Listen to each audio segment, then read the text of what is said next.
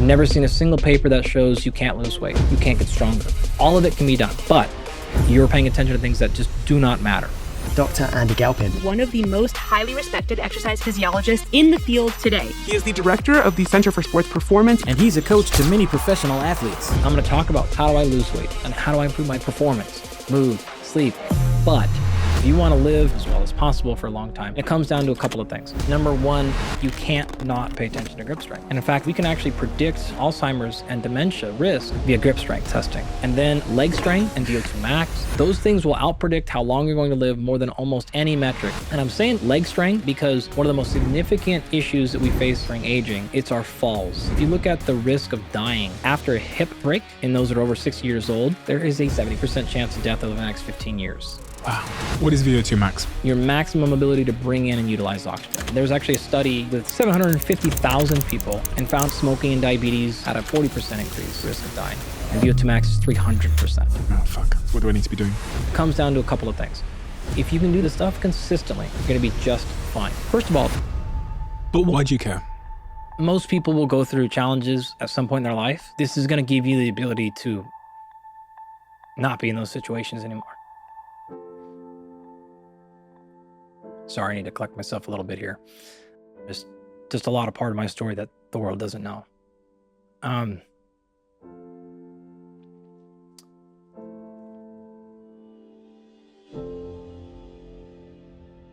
It's absolutely crazy to me that so many of you have decided to watch our show, and so many of you have decided to subscribe to our show. We now have 5 million subscribers on YouTube, which is a number that I just can't comprehend. And it's a dream that I absolutely never could have had. We started the Diary of a CEO just over 3 years ago now.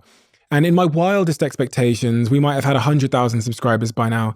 So you can imagine how shocked I am that so many of you have chosen to tune into these conversations every week and spend some time with us. So thank you. And I made a deal with you. I made a deal that if you subscribe to this show, that we would continue to raise the bar. And in 2024, we're going to raise the bar like never before. I've been working for the last 9 months on a surprise for all of you that have subscribed to this show, and I'm very excited to deliver that for you. The production's going to change. We're going to go even further with our guests, and we're going to tell even more global stories. So as always, if you appreciate what we're doing here, the simple, free favor I'll ask from you is to hit the subscribe button. Let's get on with the episode.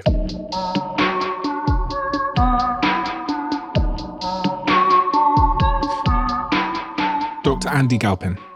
If someone's just clicked on this podcast right now, and if you were to speak freely about the things that you care about the most, what exactly is it that they would walk away from this conversation with in terms of value that would positively impact their life? I've done hundreds of podcasts and I have never had that question. And I certainly never had it coming right out the gate. So I love it. The way I would capture it would be, I want to enhance human performance. And when I say that, I want to make sure that you're not hearing sport performance. That means sport to you, fine, that's great. But I really break that down into 3 categories. People want to look a certain way. Whatever that means to you, I don't care. People want to feel a certain way, and people want to perform a certain way. You set the ground rules. You want to look this way. When you say perform, when you think perform, that means X to you. When you say you want to feel, that means Y to you. Great, let's establish all that. And then my goal is simply to help you achieve all of those goals. So you want to be bigger and stronger and have more energy throughout the day. Great. You want to think more clearly. You want to be a better leader, athlete, spouse, parent. That's great. You want to be out of pain. You want to have a certain functionality and a certain, all those things are on the table. So when I say perform, I mean cognitively, physically, in whatever area of department that matters for you. All those are on the table. We analyze all that, we break it down, and we say, okay, this is the targets we're going after. And then my mission is just to help anyone I'm working with, but really broadly the world, get better at that. I don't think I've ever seen any paper that has shown any genetic combination that shows you can't grow muscle. I've never seen a single paper that shows you can't lose weight. Never seen a single indication of any physiological marker that says you can't get stronger. Whatever you're interested in, nothing should stop you from making some progress in some area of your physical health. And if you do that, you got a chance. Why do you care? Why do you care about human performance and exercise and cognitive performance? Where did that come from? What was the like first domino that fell in your life?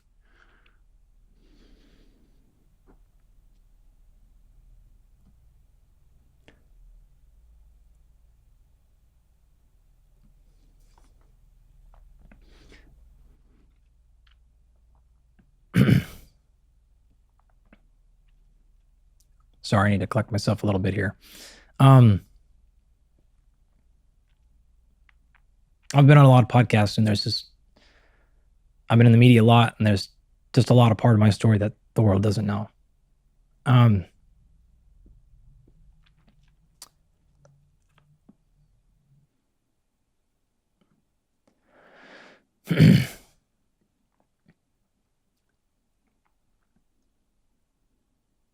The shortest answer to that question was, I grew up with sports being everywhere, right? And I played sports growing up. Everyone I knew played sports growing up.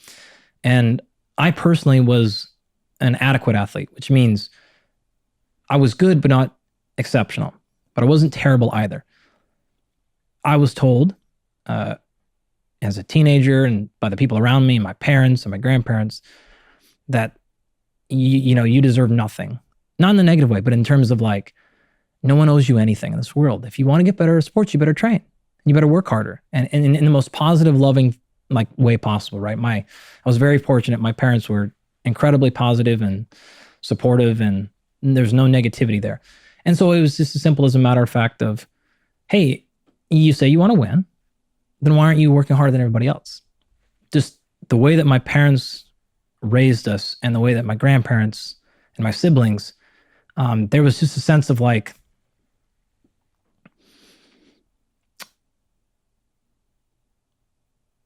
sorry, I'm trying to give a more genuine answer, but there's only so.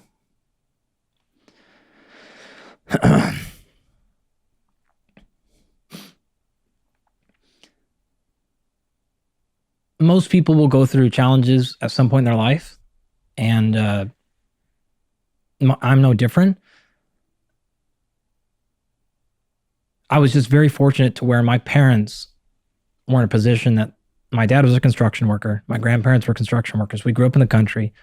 My mom did whatever she could to, keep our house and things like that. And they raised us in a very positive way. They always said, you're going to go to college. I don't care what you do, what you spend your career on, whatever, but you're just not doing what we did. Just because they wanted us to have an easier and better life. So for me, human performance was that, hey, here's your chance. Like, here's your chance to get out and do something.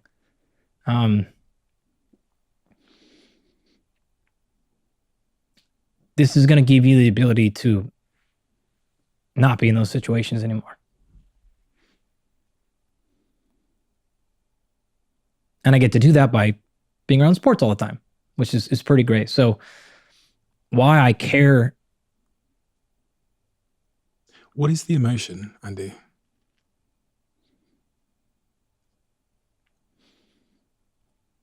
So I've never been on this road in real public before.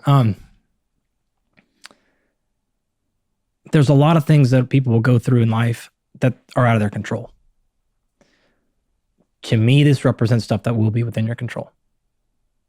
And so I give you the chance to make changes that you can control. Your strength and your health. At least you got that. You tell me where the parameters are here, because I want to make sure that you're comfortable. But from that, I understand that in your childhood, there were things that you couldn't control. And in what I heard there was that this was something that you could give you that control.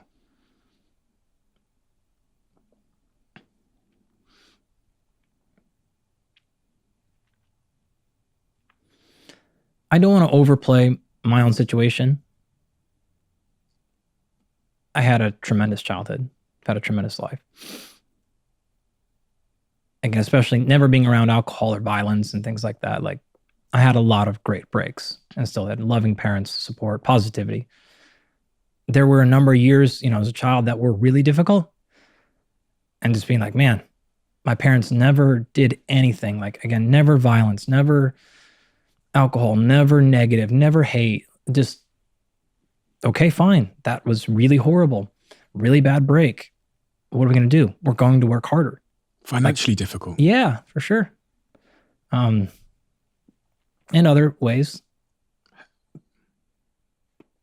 But the thing I appreciate is like many of the things, the biggest one is just like, it doesn't matter. We're moving forward. Like, not in terms of like ignoring it, we're letting it go, but like, okay, great. Bad deal here. Got real bad luck.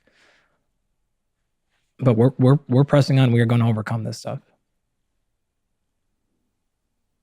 When we start talking about exercise and health and performance and all these things, what's been your academic and life experience that has built the foundation of everything that you know? Can you give me a little bit of a walkthrough? Yeah, so I have an undergraduate degree in what's called exercise science, kinesiology. It's same thing. I got a master's in human movement sciences, and then my PhD is in what's called human bioenergetics. And what happened professionally once you'd graduated from there? So as soon as I finished my PhD, I started my lab at Cal State Fullerton. So I work, and I'm now one of the directors of what's called the Center for Sport Performance there. So within that, we've got multiple laboratories, biomechanics, strength conditioning, motor control, motor learning, etc. And they all study, the mission of that center actually is to study and disseminate research that enhances human performance. What is the range of people that you work with that come to you and say, Dr. Andy Galpin, I need help with this? Oh my gosh. So we've traditionally spent most of my career working with our pro athletes. I've been fortunate to work with Olympic gold and silver medalists, world champions, the highest contract in Major League Baseball and golf, all pros at every position in the NFL, et cetera, et cetera. But by far, in terms of numbers wise, we've worked with more executive clients than professional athletes. So our coaching program, Rapid Health and Performance, is like, what if we took what we've been doing for a decade in only these elite athletes and put a system together for non-athletes? And that's exactly what we've done with that company. And it's gone exceptionally well. People that tend to come in for that kind of fall into a couple of buckets. A lot of times it's kind of like your adult athletes, if you will. So I want to run a marathon. I want to do something like that. But the overwhelming majority of people are just going, hey, I want to just feel better. I want to look better, and I want to perform better. And I want to minimize my likelihood of missing. What I mean by that is you can try a diet, you can try a thing and like see what happens for 6 weeks. And that's very effective. But some people have more money than they have time. And some people have been through the ringer. I've been trying for a year, 2 years, 5 years. I haven't slept in a decade. What's it going to take? I don't want to miss anything. And so we do extremely comprehensive testing. It takes a very long time to finish all of our testing. We can get a volumetric measurement of each muscle on your body. So I can look at the size of each individual one. We can look at your VO2 max. We can look at cognitive performance. We're running very in-depth sleep assessments. We're looking at environmental factors in your house. Like, we're running everything possible that we go through with our high-level athletes. And by doing that, we're able to see and find what we call performance anchors. So these are things that are putting the most constraint on your physiology. And so the analogy I'll say is, imagine you want to drive a car faster. People's initial inclination is to hit the gas pedal. That's great. My inclination is to look at your left foot, which is, I want to make sure your foot is on a brake somewhere. So before I hit the gas pedal, let's make sure our left foot's off the brake. And in this case, that is a constraint. What are you doing to hold back your own biology? And so we can be able to find those things. And then because of that, we can give them extremely specific solutions. And our program tends to be so effective because we can go through all this analysis that allows us to then give them very simple and hyper-specific plans.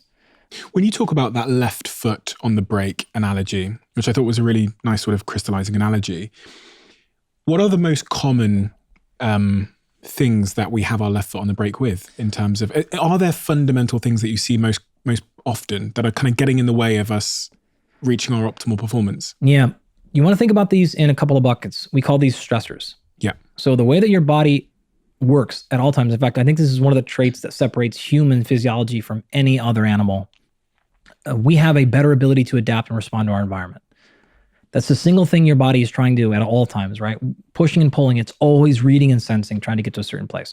Stressor comes in and it adjusts. Okay, great. That's a good thing. We categorize those stressors into two major areas, what we call visible stressors and then hidden stressors. Visible stressors are things you're doing that you are visible and aware of. So you went and worked out. You felt that. Great. That's a stressor. You drank alcohol. You felt that. You didn't sleep tonight. You feel these things, right? You can see them. You smoke cigarettes. Like you have all these things, your diet, your nutrition. So all those are analyzed from a perspective of there. What are the most common ones? Well, the obvious ones you've probably covered countless times, right? Don't drink alcohol in excess and don't drink, try to have quality water and sunlight. And honestly, like the 15-year-old health, like could probably tell you like, what are the 5 pillars of health? And like you would line those things up pretty well. Now, where things get more interesting in our stuff is the hidden stressors. So these are things that are putting equal or greater stress on your system, but you can't see or feel them. So this could be things like a vitamin or mineral insufficiency. No one wakes up and goes, oh man, like my vitamin D's low today. You don't see that. You don't feel that, right? Where like, man, I ate all you could eat pizza last night. Like I know why I feel this way because of that thing I did last night. If there is a pathogen, if there is something suppressing your immune system, if endocrine system is not happy with something going on, oxidative stress, something like that could be happening. A lot of times these can be falling into sleep as well. We've seen a number of times where people have a self-perceived, I sleep okay, I sleep pretty decent. And then we can actually run real true in-depth analysis and we can see huge, in fact, we've had multiple times where we've like very likely saved somebody's life because their self-perceived sleep was pretty good. And we were able to actually see like you're steps away from a heart attack. And effectively put them basically in a hospital within a few weeks. And we're told many times, like, you basically saved this guy's life. That's happened countless times. So there are things that are going on that are beyond your perception that we can see, whether it's through some of our molecular biomarkers, whether it's, again, our brain analysis, like a lot of the stuff that we can see. Other ones that are common are things like muscle strength, muscle performance. People don't realize how telling those can be over your overall physiological health, but you don't necessarily see them. A really easy example is most people are somewhat aware that grip strength is an incredibly important predictor of, in fact, there's a really cool paper. It's titled something like grip strength is an indispensable marker of aging. Something like that, right? Which is basically saying like you can't not pay attention to grip strength. And we've actually published a paper last year, and Tommy Wood from the University of Washington, neuroscientist, led this project.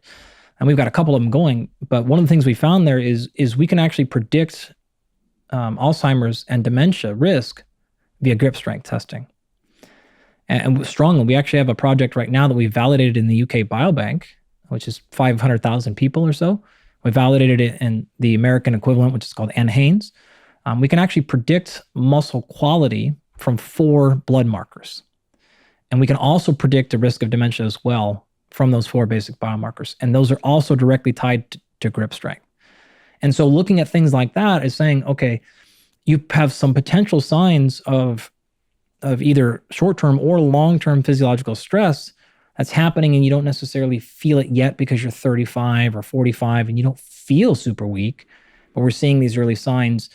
One other example of that, and I'll caution to say that there's only been one paper on this. So in science, that's a way of saying, yeah, we'll see. Okay, but just as one example, this paper came out last year and it showed that the asymmetry in your grip strength, so the difference in strength between your right and left hand, is actually an early predictor of neurological decline. And the reason is, think about this, in order for your muscles to contract, they have to be sent a signal from your central nervous system, your brain and brainstem. And if you're having significant asymmetries from one side to the other, and by this they meant over 10%. So if you have a grip strength of 40 kilos on the right hand, 10% of that would be 4 kilos. So if your left hand is 30 kilos, that's way more than 10% difference. That may be an early sign of early denervation of that left side. And so neurologically, potentially losing ground there. So just things like that are things we're able to detect that says, hey, we're seeing things that are putting stress on your system, whether you realize that or not. And so they can be these molecular biomarkers, but they can also be other things that people just either don't have the technology or they don't know how to, or they're not aware that can give you tremendous insights into the overall stress. As scientifically, we call this allostatic load or allostasis. But that's the marker we're after ultimately. And in the case of grip strength, I find that so fascinating because I was reading about that in your work a while ago. That it could also be the case that I've just trained one side. Totally. It's if you've trained one side, then then if you've only gone after one side, you've done either a sport or you have a lifestyle or an occupation that is really one side dependent. It could be as simple as. But for the typical person, we tend to be fairly even and asymmetrical. Symmetrical with our grip strength. Yeah. Remember, these are population averages. Sure. Right. This is one study. It's the individual person always means less to the individual person than it does to the population. When we were talking about some of these invisible stressors, my partner came back to the house 2 days ago and said, babe, I've just found out from the doctor, because she did a bunch of tests and she hadn't been feeling so great. But one of the things we found out was that she was very deficient in vitamin D. And it made me wonder how many people are walking around, and you must have seen this in some of the lab work you've done, with a deficiency in things like vitamin D. And what is then the symptom of that deficiency? So vitamin D is one of the more common deficiencies you will see. You will not see or feel that. Oh. This is another example of potentially hidden stressor, right? What could you be experiencing? Vitamin D is associated with low bone mineral density, low muscle size, low muscle strength, cognitive function, immune function, mental health. So you could be experiencing any number of things, and vitamin D being low could be contributing to that. It's very likely to be the sole explainer of any individual thing, but it could be playing a large impact. Vitamin D is also one of the higher safety profiles. And so typically what I tell people is I don't like when people go after supplements, specifically vitamins and minerals. You can get away with vitamins a little bit more, minerals be really careful of. But vitamin D, honestly, you can go pretty wild with it. And the chances of you being deficient, or even just subclinically low, is what we'll call that, chances are pretty high.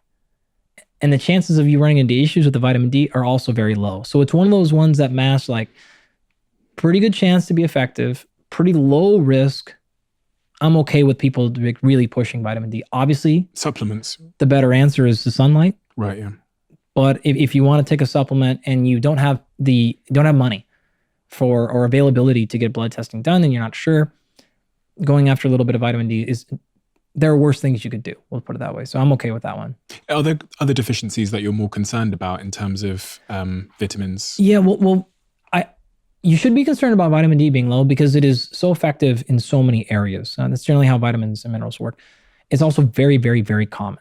I sort of inadvertently blew past that so much because there are things that we are going after much more that people are unaware of. When you see vitamin D on a blood panel, and if it is low, you can take vitamin D. That said, you do want to be really careful if you get blood work done of trying to just move those numbers up and down. And I'm going to say this for a couple of reasons. Vitamin D is one of those ones that's okay. If it's low, take vitamin D directly, move it up. No problems there. That said, when you go to interpret blood work, you have to realize most of those values, when you're being told that number's high or that number's low, I won't say they're irrelevant, but they're misleading at the least. And that to say, you've got some blood work done, right? And it gives you a whole bunch of things back. Let's say you did a basic thing like what we'll call a CBC and CMP. So a complete blood count and a cardiometabolic panel. Those are like the most common things you'll get. And you'll see all kinds of stuff in there. White blood cell counts and vitamins and hormones and things like that. Okay, great. And then as you look over at the paper on the right side, it's going to tell you a reference range. And that reference range is going to tell you whether you're high or low, right? And so on that test you did, right? It probably said, your vitamin D level is 20, and it should be between 30 and 100 or something like that. Great. Well, it's that 30 to 100 part where things get squirrely. Because did they take into account ethnicity? Okay, those numbers differ based on your ethnic background, right? What is normal, as we said earlier, is also not the same as what is common, okay? And it's definitely not the same as optimal. Now remember, and I'll try not to say this too many times, I don't deal with disease. I deal with like, I'm not in a disease state, but I want to get better and optimize. And why I'm drawing that distinction is because on a blood test, you're looking for, do you clinically flag for an actual metabolic disease or otherwise? Okay. Most of those things are set against that. And so their reference ranges are built off of databases like the UK Biobank, like Ann Haynes here, who are generally not healthy people. Mm-hmm. And the people that are in those data, in fact, we actually ran this and published this last year, that in the Ann Haynes database in America, at least, the people that had the muscle mass had no association between their muscle mass and their exercise history, which means these people did not gain muscle by exercising. Now, some people exercise in these databases, but you're talking very, very small numbers. In addition, when they build reference ranges, so they're building it off of populations that are not the healthiest, and as you're aware, our world is not getting healthier. Mm-hmm. So those numbers are moving, okay? Now, when they build a reference range, they use typically most companies, by the way, every company that you get your blood draw from has a different range. So they're not all the same, okay? So that it's not like, they're not nefarious. It's just like they have different databases to pick from. Many companies will give you a reference range based on their own database. Okay, so all you're seeing is like what's normal for the people that bought their lab, right, not population, okay? And they use a 95% curve, which is to say 95% of people land within this bell curve. And so if you are within that, you're normal. 2.5% at the top, 2.5% low. So what that could mean is you could be in like the 94th percentile and be told you're in the reference range. Easy example is something like blood glucose, okay? Now, a normal blood glucose is going to be in the mid-50s, or mid-80s rather, 80, 85, something like that, okay? Technically, you're not going to flag on most people's databases until you get past like 110, 120, 130 plus, you're actually in diabetes. And so you can come and flag for like 108, and technically, medically, you're not diabetic yet. You're not pre-diabetic yet. But there's no world on this earth where somebody has a fasting blood glucose of 108 and they are healthy. Or they are optimally healthy, we'll say, right? That is, in fact, we have strong evidence. You get past 95, you're starting to increase your risk of oxidative stress, retinopathy. Tons of issues happen with a consistent fasting blood glucose over 95. And so a great example of that would be, you would be within the reference range there. You'd be told you're normal. And then I would look at it and be like, that's absolutely suboptimal. Is it clinically, officially diabetic? No. But I'm telling you right now, to perform at your absolute best, that's not the range you want to be in. I'm going to make it worse for you. So the reference ranges are one particular concern. The second one is, and the reason I brought this up with vitamin D. Vitamin D is okay. It's low. You push it up. No problem. Most of your markers, you don't want to do that with though, because physiology is responding to physiology, which means something moves something up, but then it moves something else down. In the way, it's the push-pull thing. Mm-hmm. So if you don't know what you're pushing up, you might be pulling something else down. You're pulling something else down, it might be pushing something else up. You don't know what you're doing there. So you don't want to treat those markers as like A and B and C are low. I should make them all go up. You need to understand why they're doing that. Low testosterone is an easy example. Low testosterone is oftentimes a symptom of something going on. You need to go backwards and figure out, why is your testosterone low to begin with, right? Because if you can do that, then you get out of the way, testosterone will go up. We've done this a countless times with people, right? We've doubled testosterone more times than I can even count without using hormones at all. Again, I'm not against hormone therapy, like at all, but you don't always necessarily need it if you can understand, well, why is your testosterone suppressed as it is, if it truly is?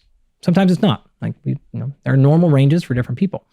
But if we can see something going on where you've got immunosuppression or suppression or something else happening, that's, again, subclinical. So you're not sick all the time. You're not like in a hospital bed. But it's like, oh, okay, we can see A, B, and C happening. Those are known to be associated with, compromising testosterone. Clear those things up and then back out of the way and watch testosterone just take off. Easy example, this one is my colleague Dan Garner. He did this one famously. He had an athlete or a client who actually had a number of markers that are in a blood test, a basophil specifically, that are associated with allergic reactions. They're not an allergy test, okay? But he noticed that this particular individual was doing everything right, but that number was off the chart.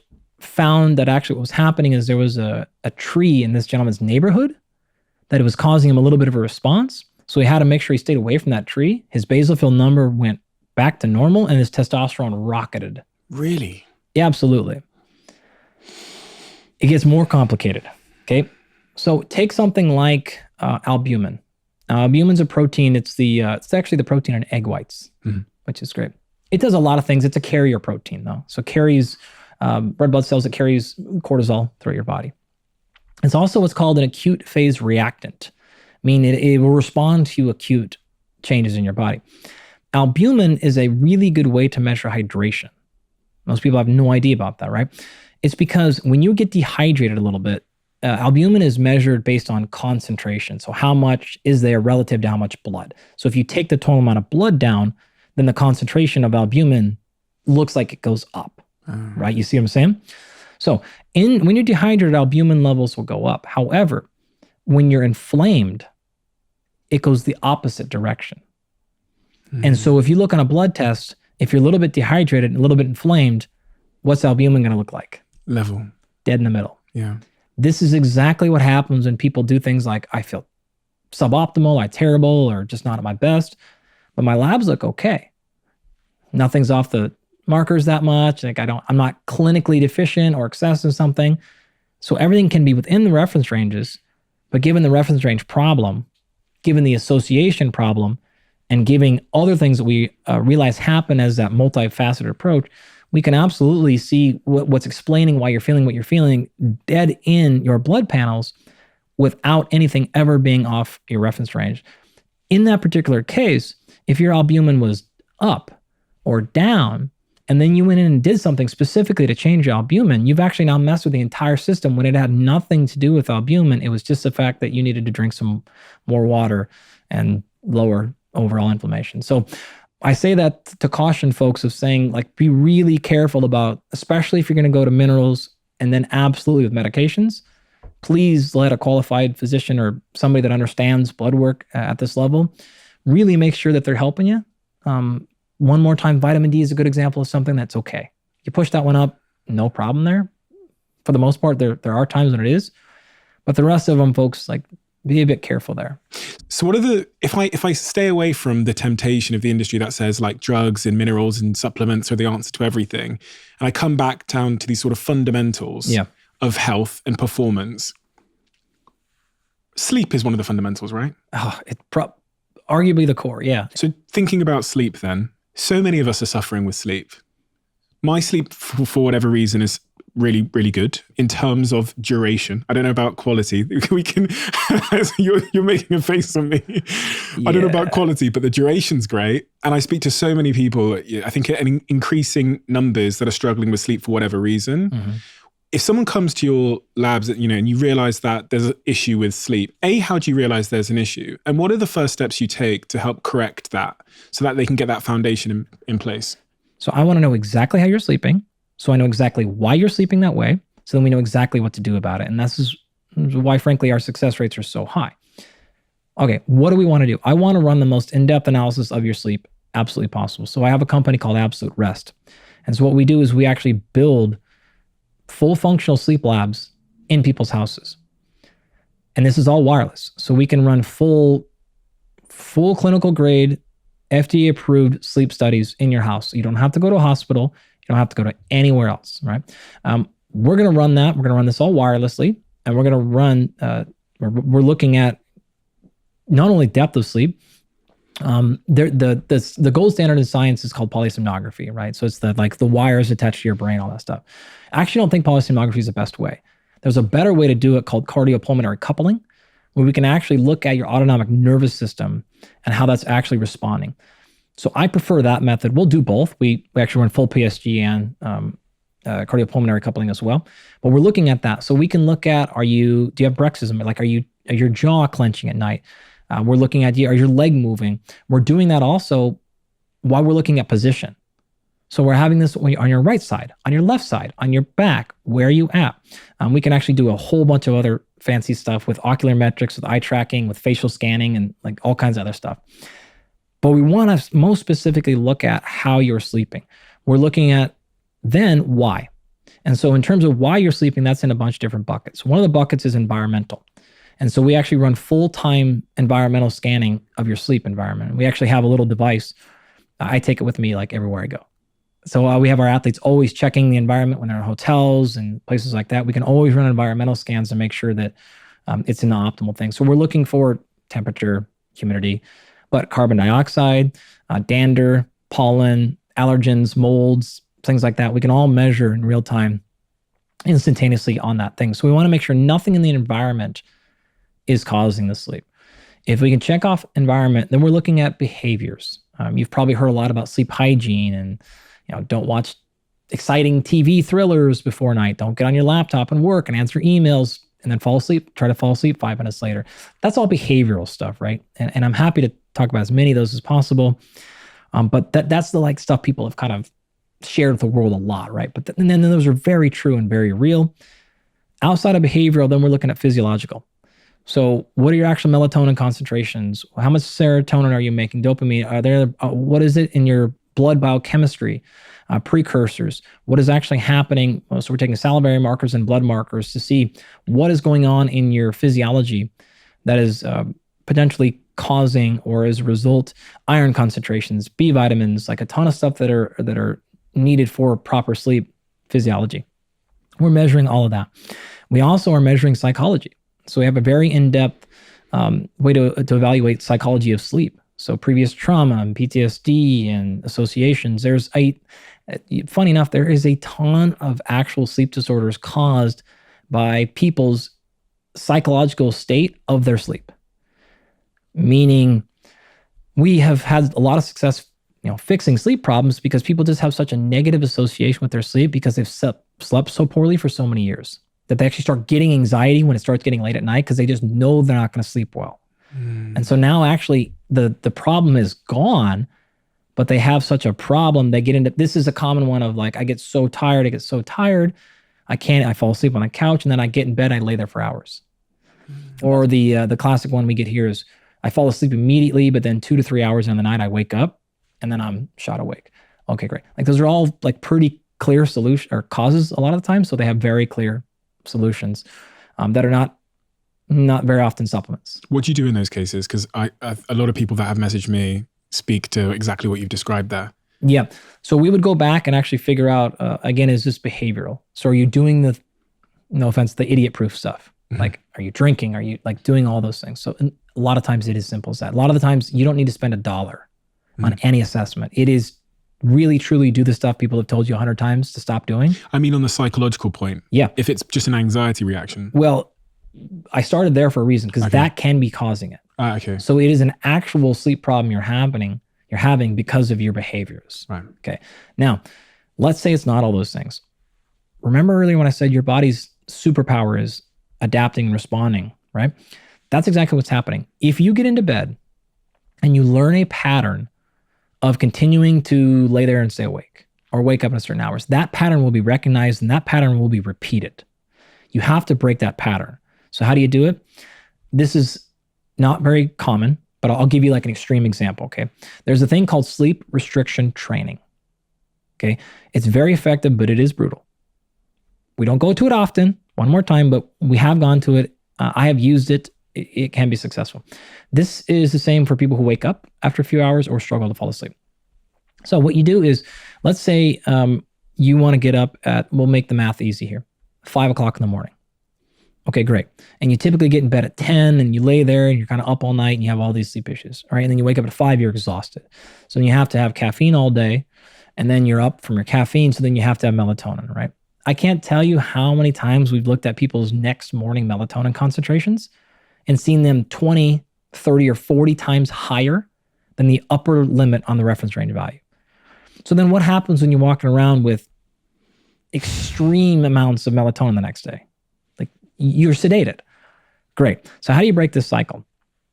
Well, one of the ones is you stop those habits, not that much caffeine that late, and then you stop the melatonin. Okay. I don't like melatonin at all very much for almost anything. But we're going to set the clock and you're going to wake up at 5 o'clock in the morning. I don't care what happens. You're waking up at 5 in the morning, period. And we're not even going to get into bed until 11:59. So you're going to have 5 hours of sleep at most. And you know what happens night one? You lay there and you don't fall asleep. because you're in that pattern, right? And you're also staring the clock knowing I have to get up at 5. And you're laying there worrying and thinking about how you're not sleeping, and it is brutal. And you're going to have a couple of hours of sleep, and you're going to wake up at 5. And you're going to get up at 5 every single day, period. No sleeping in on weekends, okay? You're also going to not get into bed, no matter how tired you are. You're not getting into bed until 11:59. You do that for a week. What will happen very quickly is your body will start to realize a new pattern of, the second she lets us lay down, you better fall asleep. And you better not mess around during those 5 hours because we're not getting any naps, we're not getting anything else, right? You will start to fall asleep quickly, and you will jump right into deep sleep, and you'll go through a pretty compressed but a proper sleep architecture. Every week then, you add back 10 to 15 minutes. So next week you go to bed at 11:45, and you know what happens next week when you get into bed at 11:45? You lay around trying to fall asleep? No chance, right? Because now you've got a week with pretty gnarly sleep restriction. You fall asleep immediately. 10 or 15 minutes a week after that. And so what you end up doing is you backfill until you get back up to your 8 or 8.5 hours.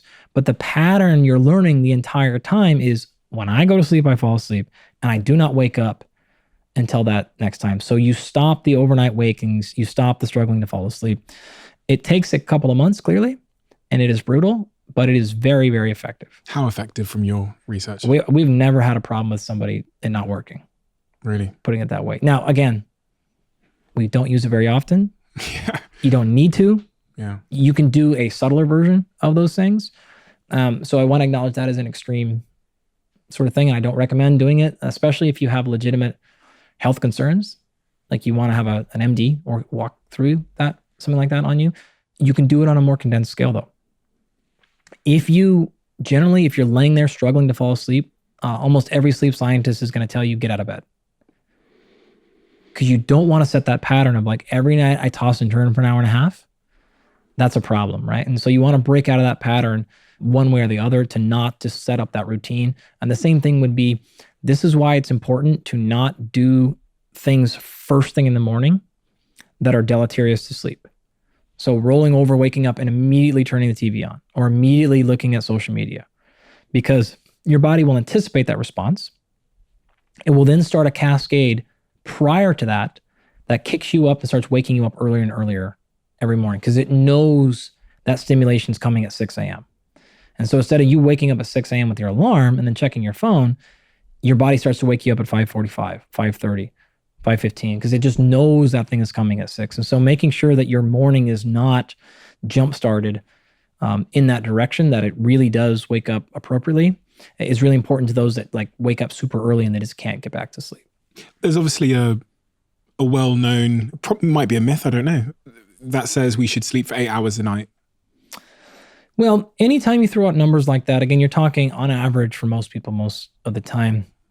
We certainly have some people that are high performing at 7, maybe 7.5. We certainly have plenty that need 9, 15, need more. There's actually excellent research on, it's called sleep extension research, where you look at, I love this because this is a great example of going from like, are you talking about risk of long-term health?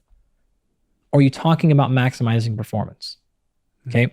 Now the research is clear, going from like 7.5 hours to 9 hours is probably not needed to minimize your risk of brain health over there. Okay, like 7.5 probably fine. However, if you're trying to maximize your performance, it's a different answer.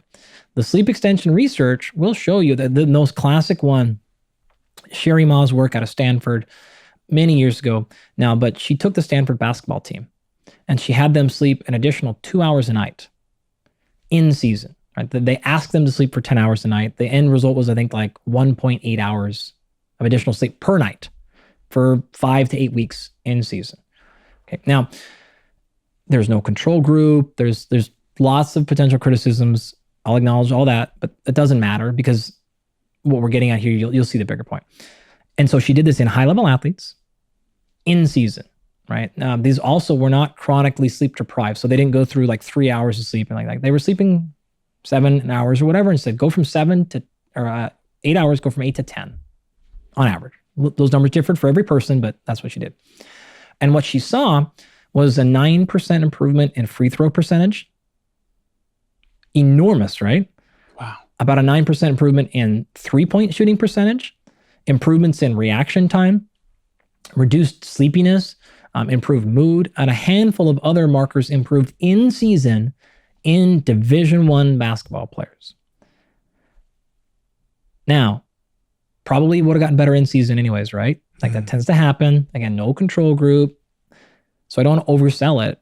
But I think it's pretty powerful saying, hey, going from okay sleep to maximizing your sleep, pretty big improvements in all these tests. And some of the tests, like the reaction time test, they did daily for the whole season. So it wasn't just like, well, the one time they did a test, they happened to get better that day. Same thing, the free throw and 3-point shooting percentage stuff was done like in a weekly practice. And so they measured it, weekly over the season and pretty marked improvements.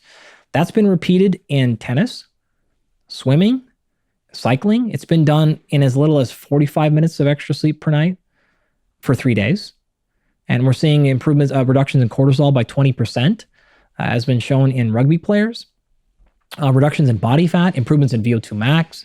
All this stuff has been shown when you go from this like even 7 to 7.5 hour range to 8 plus.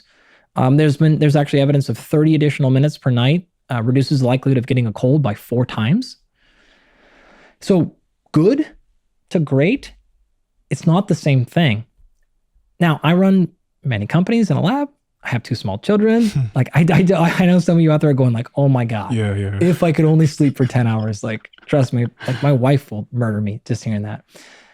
But my point is not that. My point is to say, look, what if that work at Stanford was exaggerated? Okay, so instead of improving 3-point percentage by 9%, it was actually 5% or 4. Like I don't know, but who cares, right? Pretty powerful. And look at all the other studies. Like they're all generally in science. When you see multiple studies from different labs, different scientists, different groups, different populations, and they're all generally pointing towards the same thing, the numbers aren't exact and the mechanisms, yeah. But that is when you start to get real confidence. And with sleep extension, that's where I believe the collective research is. It's like there's a lot of studies from a lot of different scientists and a lot of different athletes measuring different things. And you see this 3 to 10% improvement in most measures when you go from anywhere between 45 to an additional 2 hours per night for as little as 3 days to up to 5 to 7 weeks. So from a normal person perspective, if you can sleep even 30 more minutes, it's probably going to matter. If you're a person who needs a nap and does well with napping, that can be your additional 30 minutes or 45 minutes or 90 minutes or whatever. So different people will get this differently. I personally hate napping, like as a personal human, but we'll use it a lot actually in our, like our executives and CEOs. We do a ton of very concentrated, like intentional napping. That's super, super effective. So whatever it is for you, I personally do better if I just go to bed earlier. I can't sleep in. Like that will never happen, but if I can definitely go to sleep earlier. I can't nap and those things. So whatever works for you and your situation and your physiology, but it's generally a good idea. I can't make the argument that you'll live longer by going from 8 hours of sleep to 8:30. Not at all. But I can make a strong argument that it will make you perform better. What about sleep debt? Because there's a lot of misconceptions that if I sleep for 4 hours today, I just make it up tomorrow by sleeping another 4 hours. And I think I've lived under that illusion for several years of my life. Yeah. It's an excuse I tell myself. I'll just make it up on the weekend. Here's the misconceptions about sleep debt. One of the guys that works for us at Absolute Rest, Stephen Lockley from Harvard, he will always laugh about this. He'll say, yeah, man, you can't time travel. As in like, you can't go backwards and make the debt up. So if you only slept for 4 hours, you'll never get those additional 4 hours back. But that's not what we're saying with sleep debt. Okay, you can't do that. But you can absolutely go from consistent diminished sleep to getting back out of that sleep debt. So when you think about sleep debt that way, you absolutely can do it. You phrased it well, though, a second ago, which is to say it is a huge mistake to think I'll have inconsistent sleep, short sleep, and then just sleep more. And over the course of 7 days, as long as the total amount of hours add up to the same, I'm fine. And that is a terrible strategy. And I don't think a single sleep scientist in the world would disagree with me there. Trust me, we interact with as many of these people as you can. So one of the things you mentioned earlier, you said your total sleep duration is good. Okay, great. That's only one component of sleep. You also mentioned sleep quality. That's another really important component. I would argue the overwhelming majority of people have never had an accurate assessment of sleep quality, but that's another thing, right? What people also don't realize is sleep consistency. And in fact, a lot of the data will suggest that sleep consistency is more important than total sleep time. Meaning you need to be going to bed and waking up at roughly the same time, plus or minus 30 minutes is the goal. I'm a human too. I will stay up, later and, occasionally do things like that. So we'll give our people typically 45 minutes, a grace period. But as like your default state, you should be trying to go to bed and waking up plus or minus 20 to 30 minutes most of your nights. If you can do that, you will see many of the benefits of longer duration by simply getting more consistent. The other major component of sleep here is sleep timing. So the performing at the same time of day, the same type of tasks, is as important as sleep duration and sleep quality. Meaning we take advantage of this with athletes all the time. You can predict winning percentage of NFL games, NBA games, NHL games, and Major League Baseball games, the big four in America, over a 30-year span, can be predicted by simply looking at who performed not in their time zone, but who performed in the time that was their normal circadian time. What I mean by that is, let's say you had a West Coast team. Whether they traveled to the East Coast or not doesn't matter, but if they played on the East Coast at the same time of day that they normally play on the West Coast, it doesn't matter that they got on a plane for 3 hours. They performed at the same time of day that they normally did. They have a competitive advantage somewhere between 2 to 4%, depending on the study, maybe a little higher, over the team that is playing at home in their same building if they're playing at a different time than they normally play. So I'll give you like one example. We worked with the University of Washington football team this year on their sleep. And so if they play a normal West Coast game at 1 o'clock, a normal West Coast football time, 1 p.m., and then we had to go to the East Coast, which we didn't have to too often, but next year we're going to start having to go there, right? And we got there and we played a game in Ohio, but we played it at 4 o'clock Ohio time, which is still 1 o'clock our time. Then we don't have any concerns with jet lag or travel. But in fact, in that case, the Ohio team, who typically plays at a different time, is having to compete way earlier or way later, then they're actually at a circadian disadvantage because we're playing at the same local circadian time. So it's not the time change that gets people. We do the same thing, by the way, with our executive and professional clients, especially in negotiations. If you're doing like a team meeting and you have to think, well, that's great. But if you're going to like actually have to battle somebody, like negotiation or make a really hard decision, I want you making that decision on your local schedule, and I want your opponent off schedule. Don't tell anybody I said that, but you'll have an advantage. So you get the East Coast person to have a 4 p.m. or 5 p.m. West Coast meeting. That's 8 or 9 o'clock their time. Their cognitive performance is going to be lower than yours, or the inverse. So we make sure we give our people advantages. I was thinking about the gym because the time that I go to the gym fluctuates wildly. Sometimes I go in the morning, and I'm going to be honest because it's what I have to do. Sometimes I go at midnight. Terrible idea. I know you're going to say that. Yeah. We actually we encounter this a number of times where we see sleep issues, we see energy issues, we see struggling to lose body fat issues, things like that. And they come in and they think they want this like secret recipe of supplements and blood markers, and they want all this stuff. And I'm like, we do it. And I'm like, yo, you got to stop training at night. And we start looking at things like their respiratory rate, their HRV, other markers of sleep quality. And it can be as simple as the fact that you are doing too much high intensity stuff in the evening. That has a carryover. That carryover can be a couple of hours for some people. It could be 6 hours for other people. And so if you are doing a training session at 10 p.m., you better expect not to sleep very well. That's going to happen. Now, some people are a little bit more resilient to that, and others, it's really, really, really damaging. And so we have to pull people off of exercise a lot at that time, or at minimum go, hey, yo, for you, if you're going to train at night, it needs to be restorative training. Short duration, get a little sweat going. Don't get your heart rate up too high. Don't do anything too neurologically fatiguing, and then get out of there. We got to do our harder work in the morning. It's not always the case, but it's more often than not that we have to peel people back. That said, again, I work with professional athletes. We play Major League Baseball games at 7 o'clock. We're not done till 10 or 11. Whether it's like, hey, they literally can't control it, that's their job, or your Busy. schedule wise, Yeah. whatever, you can work around it. The world is not perfect, but in an ideal scenario, you really want to pay attention to that because that can seriously affect. What are the topics on sleep that most people just aren't talking about? Because you're right, there's the idiot-proof stuff we all know about. Yeah.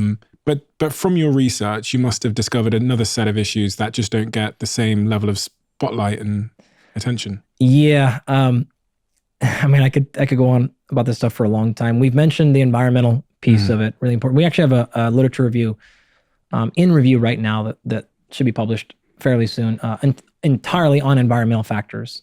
I've never thought about it before. When you started talking about sort of pathogens in the environment, I thought, Jesus Christ, I didn't know that was an issue. Oh, yeah. And CO2, I didn't think that was an issue when I was asleep.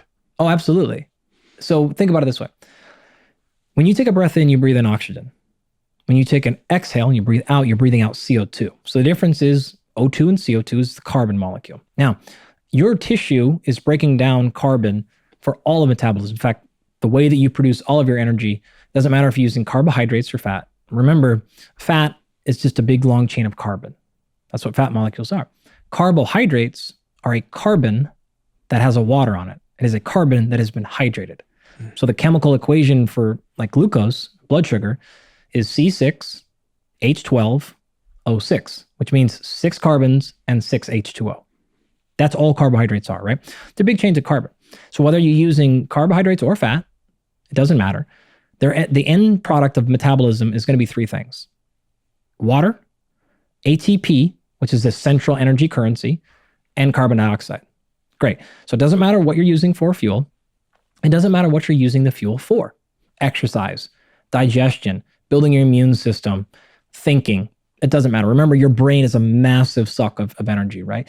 It uses the majority of your ATP throughout the day is to power your brain. So great. Doesn't matter what it's coming from or what's being used. More metabolism for any reason, from any source, results in more carbon dioxide buildup.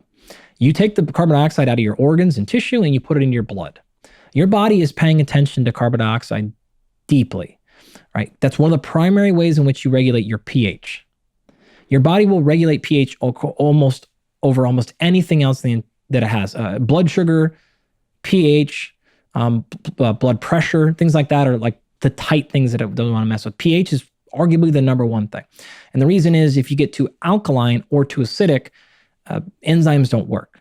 So everything shuts down. So you want to keep your pH will stay very, very, very tight. You could do basically whatever you want. You could eat and drink. You could do anything you want, and it's going to keep pH like really, really tight, right? It's hard to change.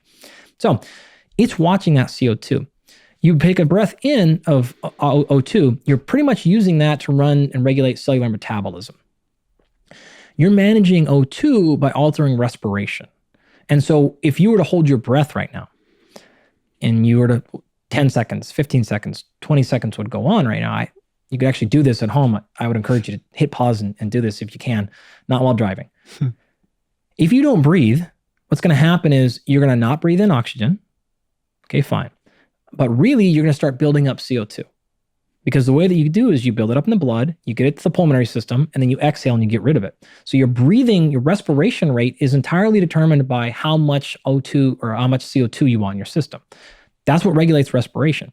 Such to say, that air hunger you're feeling when you're holding your breath, it's not that you're running out of oxygen. You have anaerobic metabolism. You can produce boatloads of energy without oxygen. You have enough oxygen in your system currently to go extensive amounts of time. You're not running out of oxygen. What you're feeling is a buildup of CO2.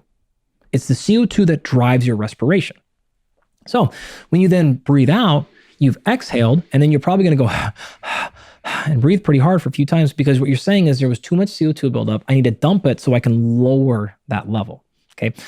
Now, physiologically, we call that hypocapnia. Capnia is carbon dioxide, and hypo is low.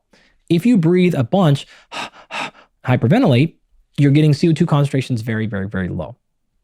Bringing it back to that. If you hold your breath and hypoventilate, you let CO2 concentrations go up.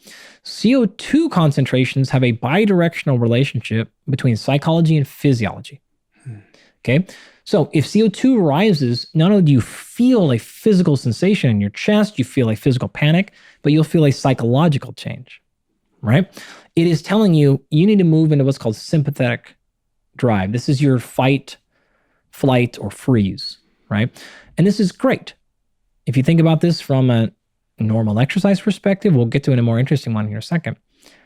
If I start moving and start expending energy, I start building up CO2, I want my brain to know, hey, this is potentially a fight or flight situation. Doesn't matter if it's that extreme, right? It's just a gradient.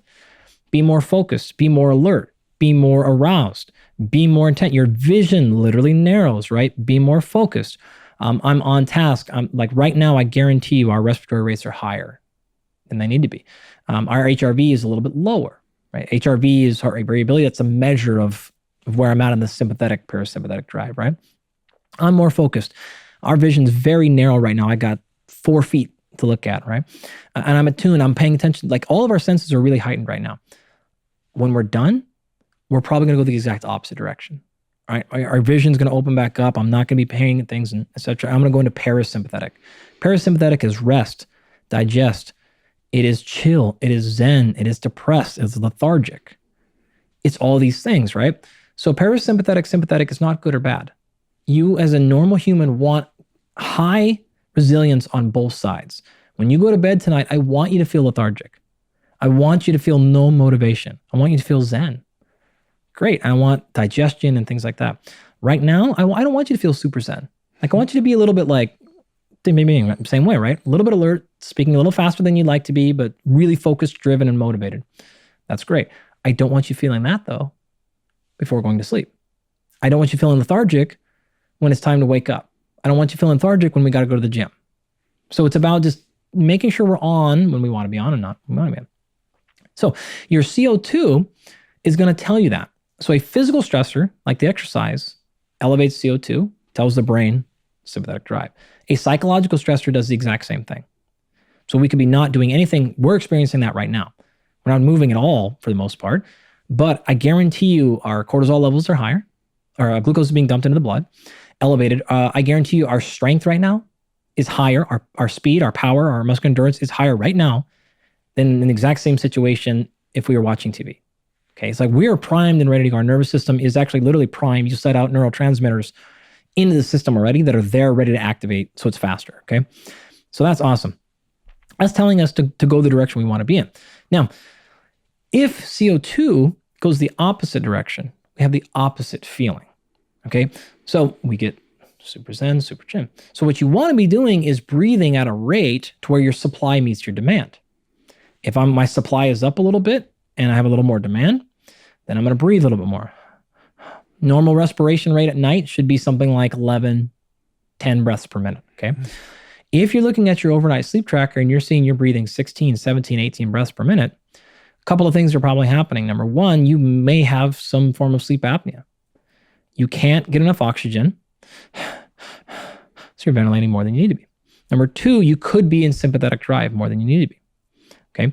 Now, that can be happening for a number of different reasons, but you're over-breathing. You shouldn't be breathing that much because your demand of energy is very, very low. And so you're dumping CO2. By doing that, your CO2 concentrations get too low. This puts you in a little bit of a state we call respiratory alkalosis. Your kidneys will oftentimes, not always, often though, respond by trying to put you into metabolic acidosis. And so there's a lot of research showing that people that are diagnosed with metabolic acidosis, it's actually misdiagnosed. In reality, it's respiratory alkalosis that caused it's the overbreathing that caused the problem.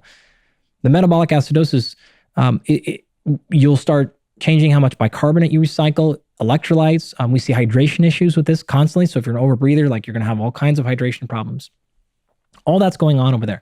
Okay, so getting back now that we have a little bit of foundation to what's really happening with CO2 in your room. If you are what we call CO2 sensitive and you're intolerant to CO2, so a little bit of CO2 starts building up and your body already kicks you into a position where it thinks you're way too high, it then will tell you to start breathing. You'll start over breathing. That whole cascade I just explained then kicks in. So what happens to your HRV? Gets worse. What happens to your ability to fall asleep?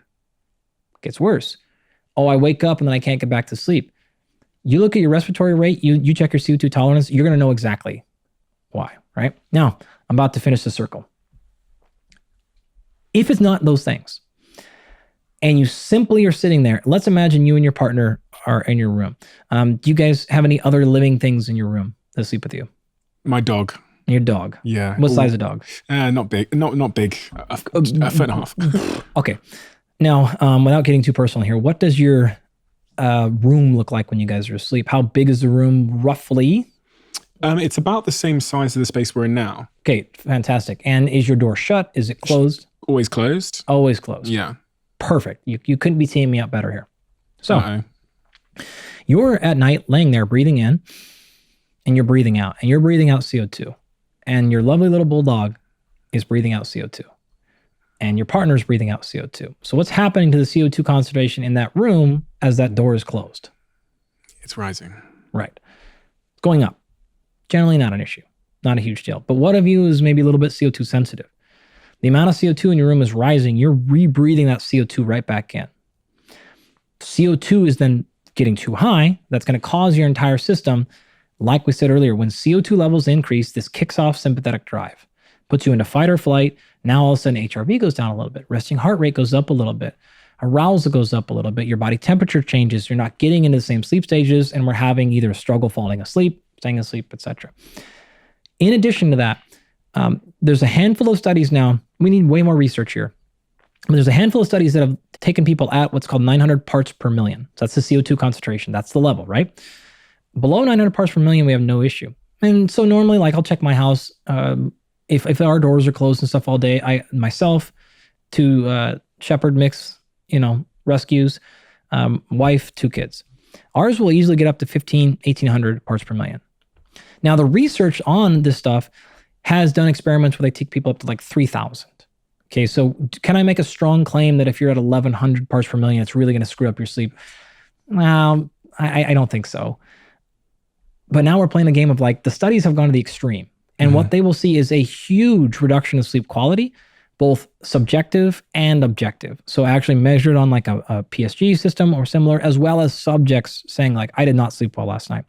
Next day, cognitive function, memory, reaction time, sleepiness, wakefulness, next day executive function, decision-making at work. All this stuff is significantly, and when I say significant here, I want to make sure I'm saying not only like research statistically significant, but of a magnitude that matters to your life, right? So it's both clinically relevant and statistically significant.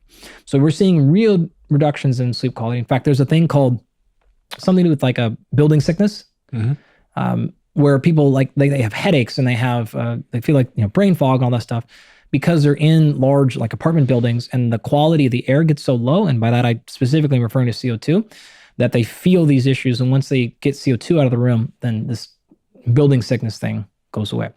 So if you're in that situation and that starts to rise and it does get up to 22,000 or 2,500, which is not that crazy, you're absolutely going to see reductions in sleep quality. Sleep onset, again, which is a time, it's called latency, the time it takes you to fall asleep, waking events, disturbances, and then next day, sleepiness, wakefulness, and cognitive function will be compromised, certainly up to 3,000 to 3,500 parts per million. What happens at 2,000? I don't know. Like, again, we need more research. Like, where is the exact line that starts to matter? I do know you get up that high, it starts to matter. And that number is not crazy, especially for people who close their door. Yeah, I was just thinking, damn. Right? People who live in apartment buildings or hotels where they can't control. People that live in environments where they can't open up their windows because it's too hot or too cold or rainy, or the air quality is really poor, or whatever the case is. So if that happens, a couple of steps you can take. One, you're not going to do, because I don't do it either, which is don't have your dog in the room. I have 2 dogs and they sleep right on the end of my bed. Like not on my bed, but on the floor below it. So that's out of the question. But making sure you have a lot of ventilation in your room.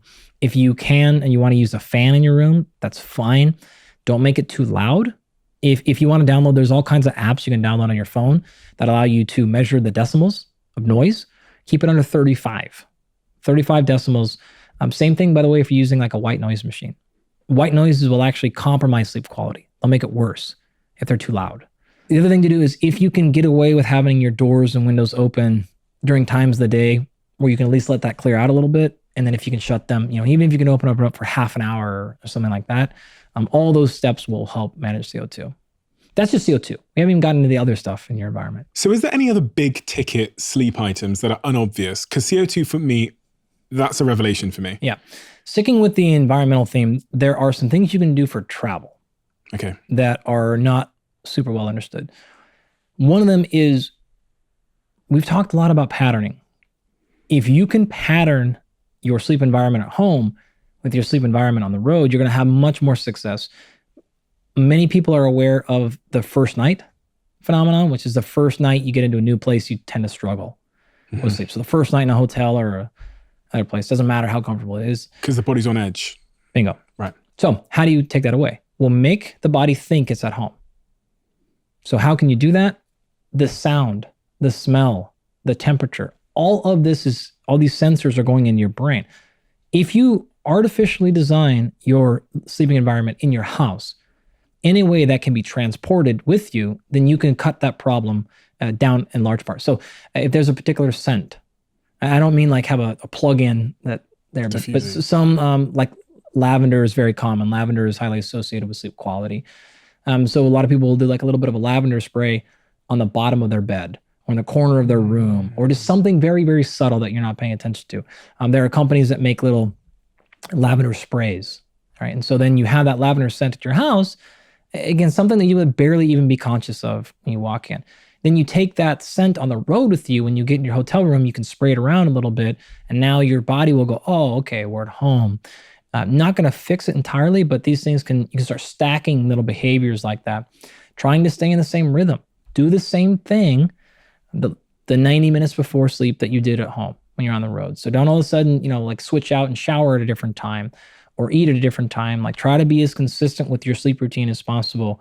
Will be the bigger ticket, but then little things like, having the same setup. If you have a noise machine, take that thing with you and try to bring that environment as much as you can. But the smell is a very big one because it's a very high reward, very low risk, and pretty easy to take a couple of ounces of a spray or something with you on the road. Is sleep equal to recovery? Because I'm thinking, okay, now I'm really well slept. Sometimes I wake up, like last night, in fact, and I'd had 8.5 hours sleep. I'd flown in from London, landed here in LA. My recovery on my Whoop band here was 10, 12%. It was really, really low. And I was shocked. Even though my HRV was quite high, it was quite confusing. I spend a lot of time thinking about my HRV. I'm pretty obsessed with it. And I spend a little bit less time thinking about my recovery. But my HRV, me and my friends almost are like competitive with it. We all have a little league table. Me and my girlfriend, it's one of the first things we talk about in the morning every morning. Do these things really, really matter? HRV is a very, very strong metric. It is effectively telling you the overall balance of your autonomic nervous system. And that is very strong. There's 50 plus years of research on HRV. It's not new. It's not like it's very well established. It's highly associated with actually long-term cardiovascular risk, strokes, hypertension, blood glucose, hypercholesterolemia, like lots of things that are associated with HRV. Mental health, anxiety, depression, tons of stuff. We also know interventions that are generally associated to be positive for you: exercise, stress regulation, breath work, meditation, all generally improve HRV, and things that are associated as poor for your health, like lack of exercise, low quality nutrition, alcohol use, are also things that are going to reduce. In December, about December the 20th or 30th, around that time, that 10-day window, my HRV was fantastic. And then I went keto for about 4 or 5 weeks. For the entire time I was keto, my HRV was in the bin. And then I came out of keto and my HRV was still in the bin. And to be honest, it's only in the last 3 days, and we're in February now, we're like mid-February, when my HRV has started to recover. Yeah. And I was like, what the hell happened? Was it the keto that I did? Was it, I don't know. Again, a lot to say on that. It depends on how far you want me to go down this road. I'm not surprised. I would love to see your blood work. I could probably tell you exactly what's happening from that. That will explain a lot of what's going on. The reason I'm saying that is we have seen many, many times situations which people are fatigued, HRV goes down, sleep, like we see all these issues, right? And you'll see kind of an interesting combination here. And I've used this example a lot because it's come up so many times, where testosterone starts to go a little bit low. And you start looking at another thing called sex hormone binding globulin. It's one of the hormones, it's a sex hormone, binding. Globulin is like a collection of proteins, right? So it's a protein that holds on to sex hormones like testosterone. So when that gets really, really high, the amount of free testosterone goes down. That's what free testosterone is, how much is not being globbed up. And so you see this combination of like sex hormone binding, like globulin gets really high, testosterone gets super low. And then you start poking around and you look at insulin, and insulin's low. And you're like, oh, okay, great. And we know that there's a known association, there's an inverse relationship between sex hormone binding globulin and insulin. Okay. Now, could be a million things. You don't know. Anytime, like this is one of the reasons why I love blood chemistry so much, because it allows you to be a little bit of a detective. Now, you're always working off the human. You're always working off symptoms. You don't treat or coach blood markers. It's a bad way to go about it, right? But you're looking for clues. Okay. So you're looking around, you're poking around there. And like, trust me, like you can check the record. I've given this example plenty of times. So I'm not just saying this for you. It's just going to work. You're teaming me up, man. Like you just light me up here. So in this particular case, you think, okay, why is insulin low? Again, could be many, many, many things. So you start asking additional questions. But what we've seen a lot is you start poking around and looking at what carbohydrate intake is like. And if carbohydrate intake is insufficient and lower than what that person needs, now that number is different for every person, situation, all context. But if it's lower than what you need in that particular instance, then your insulin can start getting too low. As a result of that, sex hormone binding globulin goes up. As a result of that, testosterone starts going down. As a result of that, you start feeling the feelings of low testosterone. So the solution in that particular case, we give people carbohydrates. Do you know what it feels like when they have some carbohydrates back? Insulin starts going up, testosterone starts going up, they start feeling incredible. In addition, they start sleeping better, right? So we know there's an association between carbohydrate intake and serotonin concentrations. This is the molecule that helps you fall asleep at night. There's also meta-analyses that'll show a pretty tight correlation between carbohydrate intake and sleep onset and sleep quality.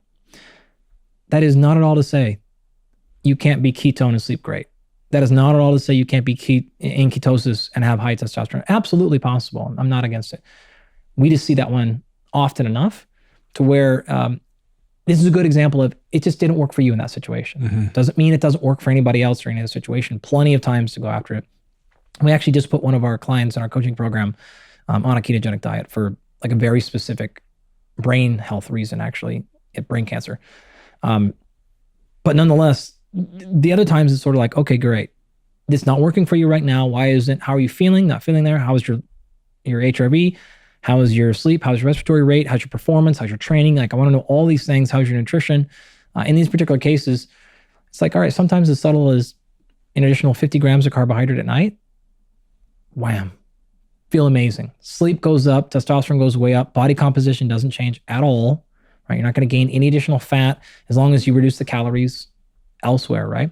And you feel great. So we use carbohydrates at night a lot, not like right before bed, but in your normal thing, high quality carbohydrates, as long as the total amount of carbohydrates throughout the day are accounted for, all that. So you're just switching. You're saying, okay, great. We're going to pull a little bit from morning or lunch, put a little bit more of that in the afternoon, and changing the order here if needed.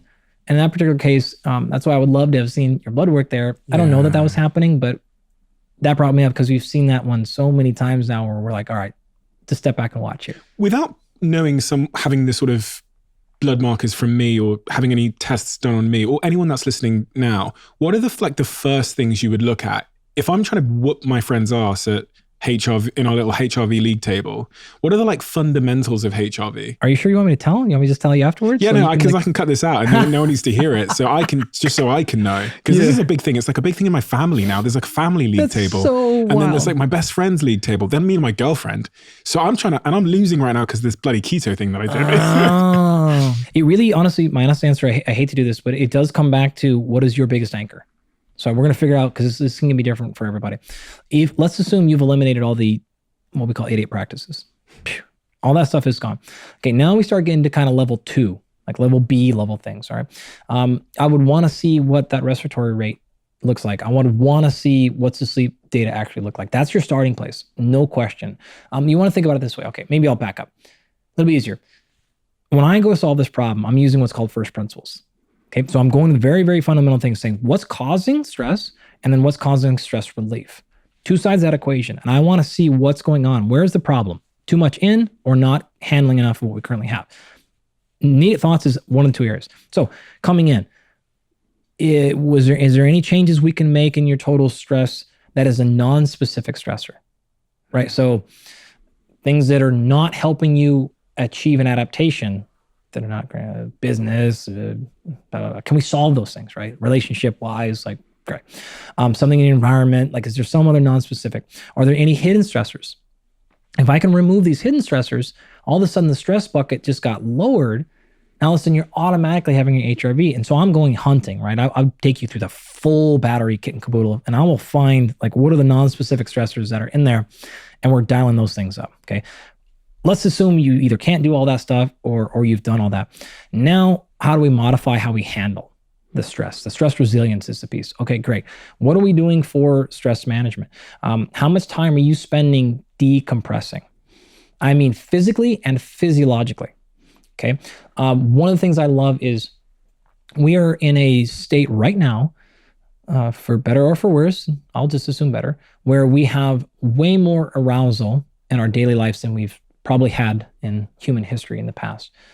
Okay, great. So how do we address that? We need intentional times when we're removing input. A mistake that some folks will make is, okay, I'm working, and then sometimes I listen to music or a podcast, and that's great. That's part of your day. And then what do you do after work? Okay, I go to the gym. Okay, awesome. Love you there. What do you listen to? Oh, I listen to more podcasts. Okay, great. So arousal. All right, then what are you doing when you're done? Like, oh, okay, great. I watch TV. Okay, great. Like, what kind of TV? All right, and you see the calculus I'm going through. What are we doing at the time of our day? What do you do if you get done with work early for an hour? What do you do on the weekends, right? I'm not judging, but I'm trying to run the calculus of going, like, where is our time where we don't have input coming in? And so sometimes I listen to music and stuff when I train occasionally, not against it. I've said this stuff before, and people have been like, oh man, Andy's like, you should never listen to podcasts. I'm like, no. No, please listen to podcasts. Definitely. And like and subscribe. Absolutely. Really, rate. Can we 5-star rate, please? Yeah. Please? Come on now. I got kids to feed. Dogs to take care of. Well, just when is the time where we don't have sensory input coming in?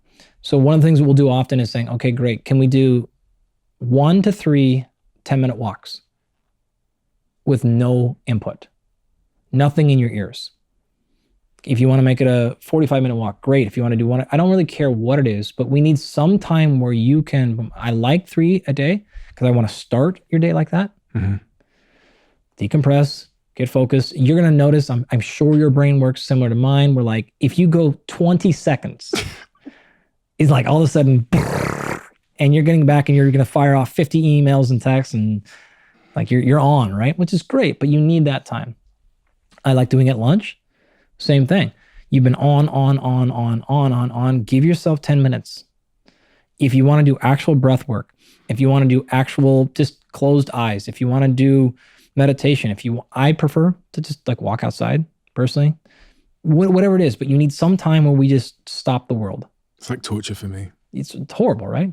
It's like awful for me. You know how much I have to like force myself to do that part? My girlfriend's a breathwork practitioner, so she finds it so easy. Oh, of course. She'll wake up in the morning and she'll do like an hour and a half yoga and breathwork in front of me. Never. Yeah, and she hasn't even gone and got her phone off charging. She'll then walk into the kitchen and drink her water, make her little tea with the herbs thing in it, and she'll drift back and she'll go and she sits on the balcony and just sits in the sun.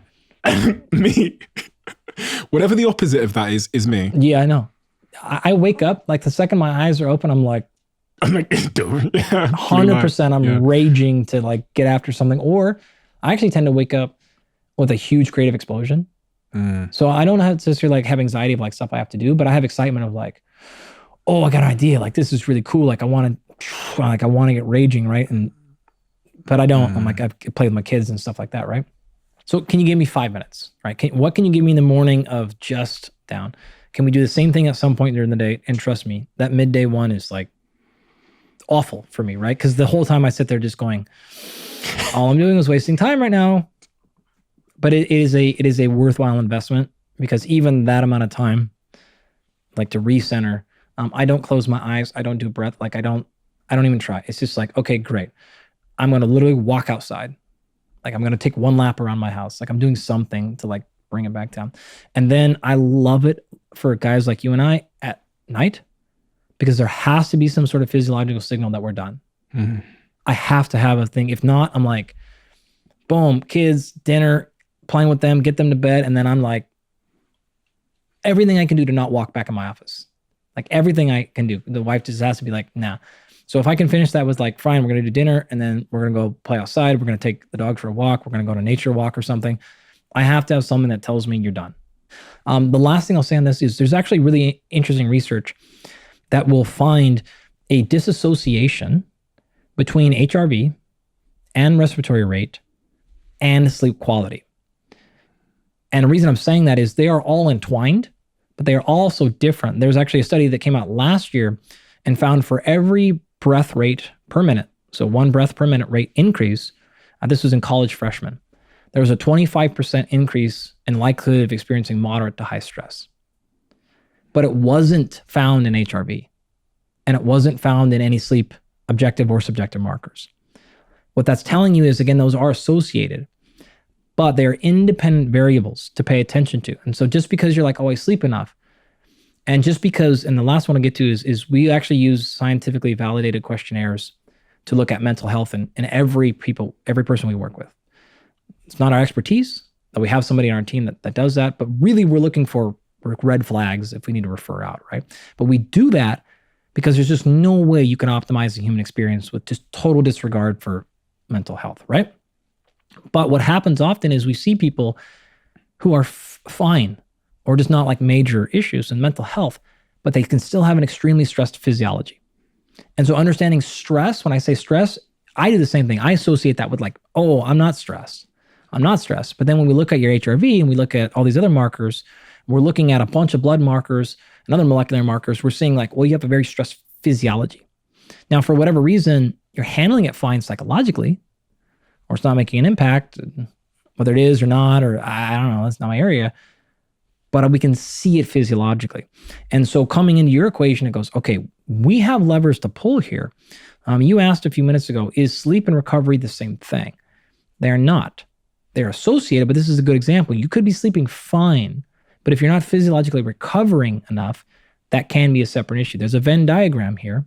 There's an overlap, but they're not necessarily just the same thing. In a lot of people, you'll see the same pattern with CO2 tolerance, respiratory rate, sleep, and HRV. They'll be highly associated. But in some people, you might have to disentangle one from the other one or another one and really pull something apart. So that's what we would do for you, is to go in with this HRV game, is to say, okay, great. Where's the place that we have to go? And usually you'll see something poking out there that says, okay, here's our opportunity to go after something and improve and to work on. And this is where we're going to get the most bang for the buck for you. Does red light play a role? Because for Christmas, she got me 2 massive red light, I don't even know what they are. They're just like panels. Yep. There's a lot of data on red light therapy. This is actually a good example of something that I missed the boat on. Like I've changed my tune on this one big time. I didn't think that there was anything here. And I was wrong about that one. There's a lot of research. What is red light therapy doing? In my head, I was like, maybe it's mimicking the sun or something. I don't know. Okay, so there's a couple of wavelengths. There's one around like 640-ish nanometers and another about 850 nanometers, plus or minus here. And what we're looking at here is red light therapy in those wavelengths have an ability to cross and get into tissue. So they can get past your skin layer. And they activate a whole series of cascades of things that are beneficial for skin health. We've seen injury. We've actually seen changes in endocrine system, hormone balances for them. There's that, again, it's pretty impressive what it's actually doing because it can get in and stimulate. It absolutely can mimic. There's actually data on it potentially improves vision when actually like in the eye. Work with your eye doctors on that one, please, your ophthalmologists and stuff. But you can actually see that. You'll see this a lot for overall global recovery. Again, for muscle soreness and muscle damage, it can actually benefit those as well. I have them. There's a bunch coming out, but they actually get hyper-specific and like focusing on a certain area of your body that is damaged and tissue. We've used them a lot with athletes coming back from surgery specifically. So one of our quarterbacks this year had a pretty gnarly lower body injury at the very beginning of the season. And we were able to get him back in pretty good shape pretty fast. And we used many different things, but red light was certainly one of them. I haven't found many people yet where I'm like, you definitely have to go get red light. It's one of those things where I'm like, oh, you got it? Oh, cool. Like, I would do it. Or like, hey, you have a $60 million contract this year on the line.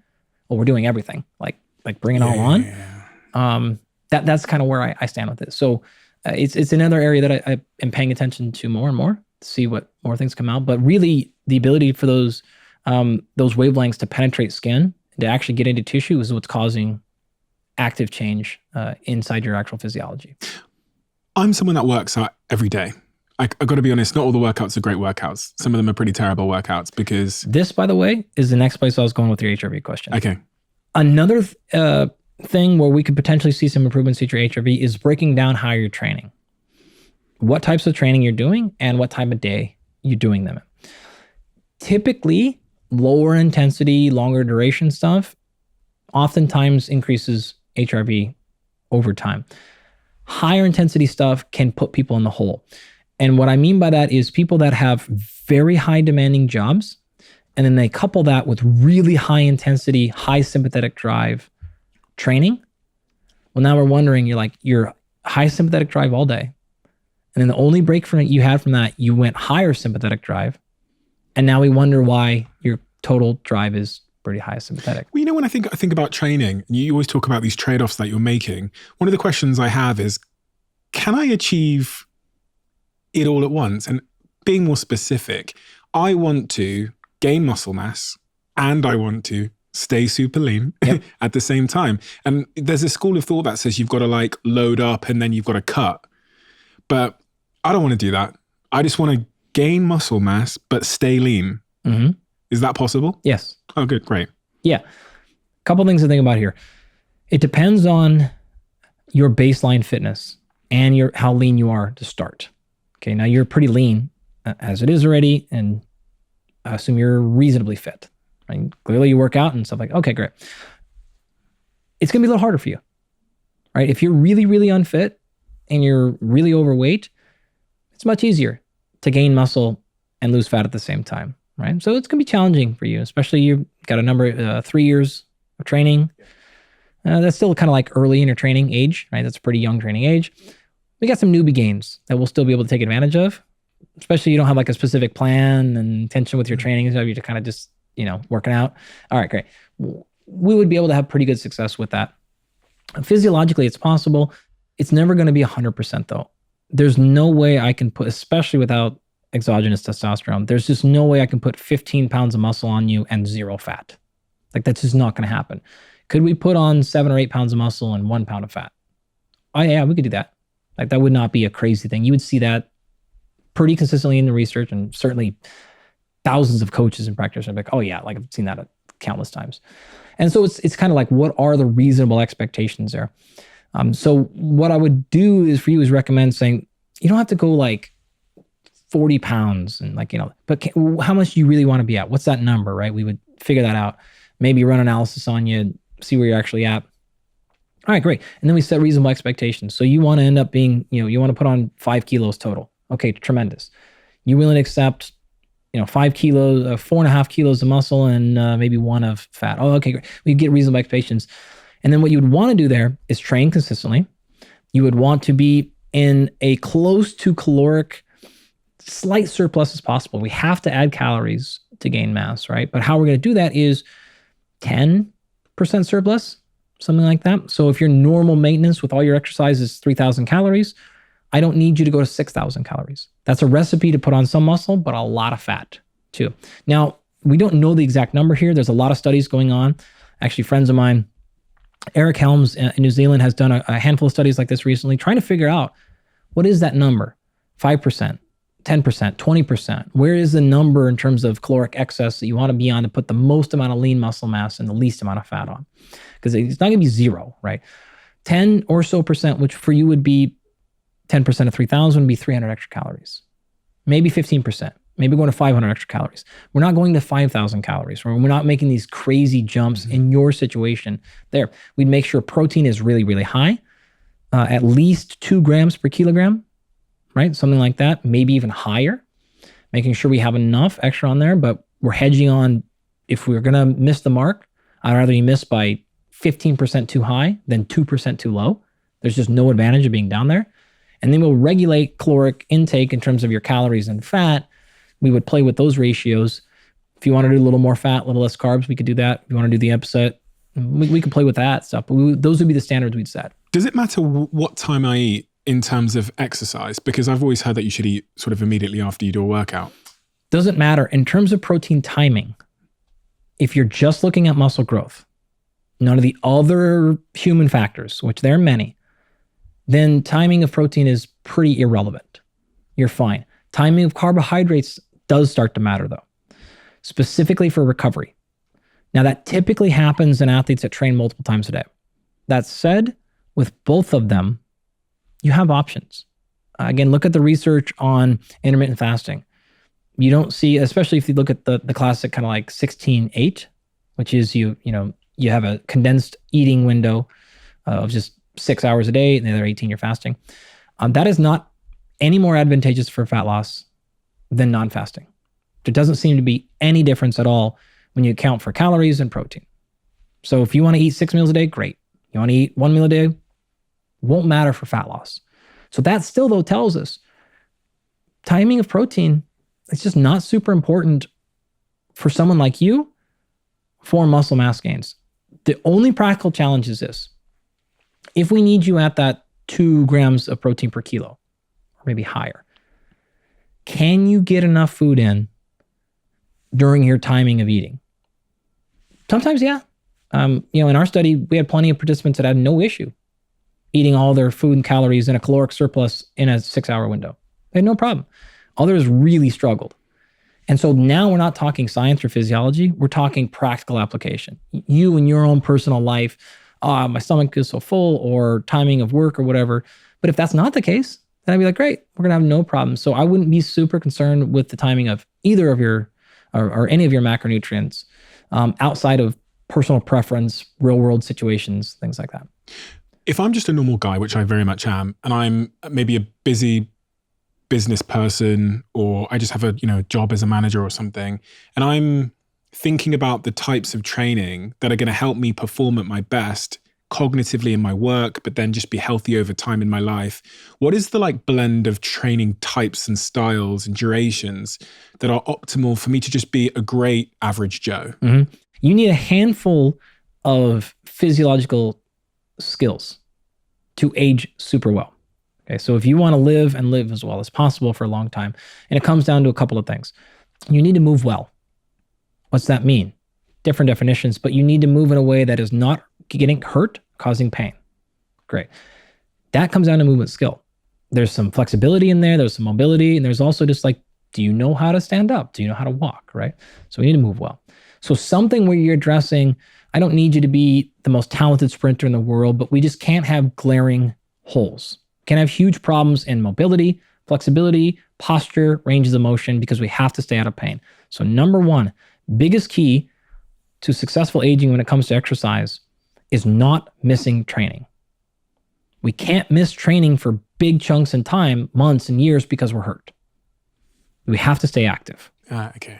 See what I'm saying? Yeah, so mobility means that we can be consistent. If it does. Yeah. Right? So there's no strong tie there of hey, the more range of motion in your hamstring, the less injuries you'll have. I'm just talking if you have some really bad issue where all of a sudden you're 40 years old and you're in so much back pain, you can't walk. Okay, that's going to be a problem. So don't get hurt. Step number one. Number two is now speed and power. And I'm saying that because if you look at one of the most significant issues that we face during aging, it's our falls risk. You can't fall. If you look at the data, I don't know what it is off the top of my head, but if you look at the risk of dying after a hip break in those that are over 60 years old, it's something alarming, like a 50% chance of death over the next 15 years. It's absurd. And you could, whatever the number is, it doesn't matter. When you look up the real ones, you're gonna be like, wow, it's just as bad as I exemplified there. So you can't afford to do that.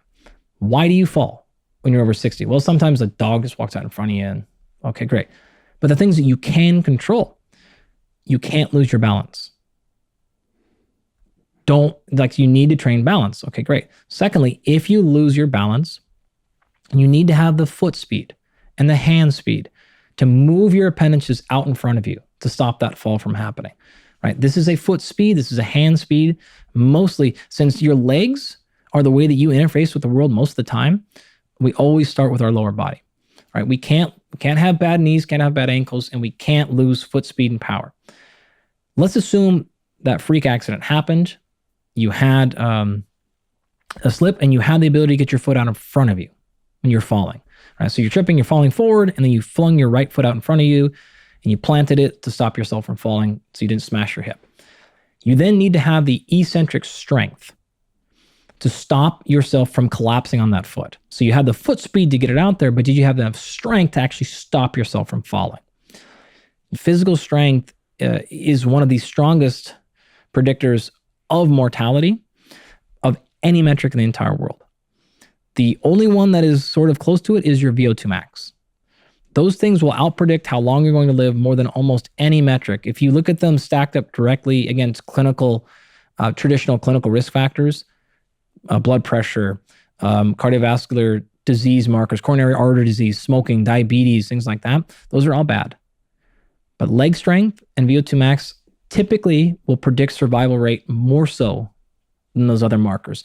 There's actually a couple of studies that come to mind. One of them out of Jonathan Meyer's lab, the famous one, 750,000 people in this study, like big studies. And over the course of it, I think 174,000 people died, And these are retrospective studies and stuff like that, right? But what you're looking at is like who stayed alive and who didn't. Not like a surrogate marker, not some sort of like direct marker, right? And you will definitely see what's called a hazard ratio, which is to say, okay, 1.0 is neutral. Below 1 is reduced risk of dying. Above 1 is increased risk. And you'll look at things, you'll see smoking and diabetes put you at a HR of like 1.3, 1.4. So 30% increase hazard ratio, 40% increase. Like that's not good. And then you start to see the things like VO2 max, and you start seeing like 4x increases, 5x increases. Like they just outpace smoking and diabetes by massive amounts. It's not like smoking is 30% and VO2 max is 40%. It's like smoking is 30% and VO2 max is 300%. What is VO2 max for anybody that doesn't know? Your maximum ability to bring in and utilize oxygen. Cardiovascular fitness, if you want to think about it like that. When you compare leg strength in those same studies, depending on the studies, it's comparable, if not higher of a predictor than the VO2 max. Can't I just think about that when I get older? Because a lot of people, I'm 30 years old. Great question. You can. You're welcome to. But here's what happens. We know that VO2 max will drop something like 1% per year after the age of around 40 to 45-ish, right? Now, you can ameliorate or attenuate a lot of that. Sorry, it will drop automatically? Yeah, with aging. Okay. For sure. Regardless of what obviously my work will go against it. Yes. But if left alone, it kind of drops itself. Not even if left alone. We actually did a study years ago in Stockholm, Sweden, where we ran VO2 max tests on cross-country skiers. And these people were world champions in the 1940s and 50s. And they were still competing in 2010. So they're on year 50, 55, 60 of continuous training and competing. It's really, really cool to get these people in there. Like, again, you're studs in the 1950s and they haven't stopped competing. And we compared them to age-matched individuals in back here in the States. Now, all these people were over 80. Some of them were up to 92 years old. And we ran their VO2 max tests. And there's a bunch of fun stuff we did there. But when you look at the VO2 max, our group average was something like 35, 38 milliliters per kilogram per minute. Those people, we didn't have their data from the 1940s.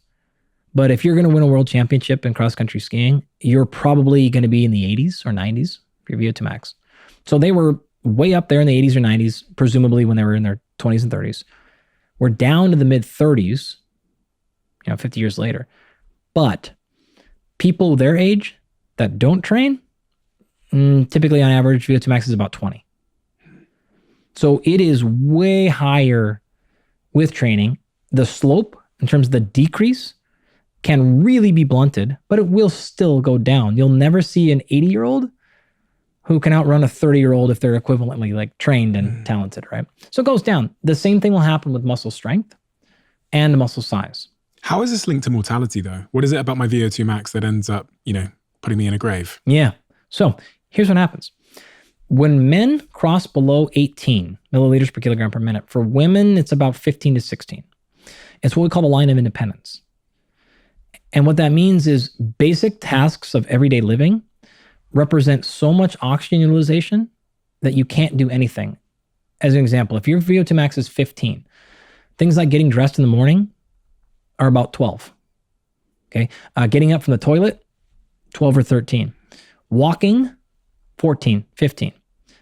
You imagine doing a workout where you're literally at your maximum heart rate just walking up your stairs. You shut down, right? And so what happens is it's multifaceted. Number one, cardiovascular, your heart is just no longer fit, right? The amount of blood pressure and the amount of stress your heart is under all day, just surviving, is enormous. So what do you think happens to your HRV? What do you think happens to your sleep? What do you think happens to your global? It's a very stressed physiology. It gets worse than that though. You tend to stop doing things. So you socially isolate. You stop being around people. You stop having purpose and drive because you can't do anything. Mental health can decline because you don't feel like you're worth anything. So self-worth goes really low because you can't do anything by yourself. You can't even make your own breakfast. You can't. And so you start to just and so this thing just catapults. So it is a again, multifaceted problem. You could talk about just the ability to, you can't bring any utilized oxygen. You can't fuel your brain. You start to deteriorate. But then you can go all the way to the other end of the spectrum that I just said of like social isolation because you can't walk, you can't be in the world. You can't get out in the sunlight. Like you can't, physical activity starts to plummet once leg strength. Leg strength specifically will tell you how long you'll be physically active. Once your legs get weak, you stop being physically active because everything gets really, really darn hard. So you're like, I'm not even gonna go for a walk. Why? Because I'm gonna be exhausted because my legs are gonna be shaking because my legs are so weak. So you tend to stop, you tend to sit, you tend to not want to move, and then all those other problems exist. And now what we call this is atrophy leads to atrophy. So atrophy is a loss of muscle. But now because we're weaker, we want to do less things, which makes it worse and worse, and we just spiral down. So not ever getting into that cycle is critically important. So why can't you wait until you're old? First of all, trainability is still really high. We've done training studies on people 80 years old. You can grow muscle and strength at 80. No question. In fact, almost as well as you can when you're in your 20s. But if you're starting at a VO2 max of 35 when you're 40 years old, how long until you cross below 20? Well, 1% per year, you can run the math there pretty quickly. You're going to cross that line of independence by 60, 65. And now I guess you can start working out. But right, really, really challenging. Alternatively, you drive it as high as possible now. So when you see that decline over time, your buffer is much higher. Last point I'll make, I'm sure you got 100 questions there. If you run that gamble and you get to 50 and you have any little thing go wrong, you got to have a hip replacement. You got to have something going on. And now you're bedridden for 6 weeks. Boom, you just fall off the cliff. You get really busy at work. You got to take care of your mom, who now all these things that happen in real life, and you can't work out as much. Great. So the way that we say this, like one of the golfers I work with, John Rahm, we were talking about this a couple weeks ago, is why I bring it up. And he was like, yo, look, one of the strategies is we always control the things we can control. So there are parts of the golf game that you can't control, the weather and what your opponents are doing. And so he always makes sure he gets really good at the things he can physically control. I would say the exact same thing right here. If you have the time right now, and there's never a good time, but you can control it, you can work out, you have the ability, then you want to put that as high as possible, because when things then come out of your control and you get hurt or work, or all the gyms in the world shut down, like, all these things that can happen, then you've got some buffer. But if you got no buffer, you're running a pretty high risk, and you're running a risk of losing your health, which means you're not gonna be able to do anything. Reminds me of a conversation I had at Christmas with a dear relative of mine who, to scene set of Christmas, we've got 3 little kids below the age of 6 running around, which are my brother's kids. We've got all the generations there. Cool. And then we've got the oldest generation, and a member of that generation isn't able to move for many of the reasons you've described anymore. There's not an injury there, but just going up the stairs even will make them out of breath. And we sat down as a family at Christmas trying to figure out whether this was reversible or not. And, and we all concluded, again, being optimists and loving this person very much, that in fact it was a part of a downward spiral. And this individual had kind of accepted that it was their fate. They said, they'd blamed it on something that was unchangeable. And I was there on YouTube trying to find videos to prove that, if you start, I'll get you an exercise bike. And if you start moving, it can change. There's extensive evidence to show you're right. Okay, good. Tons. Again, you can look at any of our work or any other groups of scientists that have done training studies in untrained 70-year-olds, men, women, 80-year-olds plus. There's actually, the reason I'm saying 80s because of a study that came out I think it was last year, the year before, on that. Strength training in 80-plus-year-olds that are not currently active. Huge improvements in strength, muscle growth. I can't remember the exact one, but I think it was over 15% increase in muscle size, numbers that matter. So yeah, you absolutely, you could pick your study. You would have dozens to pick from that would show work. Now, can you get that person to do it? That's the hard part. That's the ultimate. But a lot of it starts with it even believing it's possible, which most people don't believe it's possible. They think once you get to 60, it's kind of an inevitability and there's nothing I can do to change it. Yeah, absolutely fundamentally not true. In fact, if you look at the papers that have been done on the rate of decrease, I don't remember the exact numbers right now, but it's stunning what percentage of physiological decrements are stopped entirely. Specifically with VO2 max. Your VO2 max will remain highly stable. The kind of number we always play with is 50 at 50, which is at 50 years old, I want your VO2 max to be at least 50. If you train consistently, you'll see tons of people who, I remember I said earlier, it tends to start dropping around 45 to 50. You'll see people who do not drop into their 60s from their 20s if they consistently train. And that is a very real phenomenon. So you have a huge control over it. The earlier you start, the better. But if you've already missed that window, it's no problem whatsoever. Your ability to change really never stops in response to exercise. Plasticity in tissue is extraordinarily high and it responds very well to training. And there's just no reason to think you can't make huge progress at any age. What kind of training for VO2 max? I understand leg strength. I can kind of figure out what I need to do there, but to improve my VO2 max, what do I need to be doing? Yeah, think of a couple of things. You need to challenge your heart to pump consistently over time. What that means is, if you want to think about that as lower intensity, more continuous work, that's great. The mode, running, swimming, cycling, pushing a sled, doing a circuit, joining a group activity class, those things don't matter that much in terms of they all work. Great. So something that makes your heart rate elevated for, let's just call it 20 minutes minimum. Somewhere between 20 and 60 minutes. So if all you can do is 20, let's start at 20. No problem. What zone should you be in? I don't care. What heart rate? I don't care. Elevated. Great. I'll take that as a win. That's all I need. Then we need to do something that requires your heart rate to get closer to max. What heart rate? It doesn't matter. Go up high.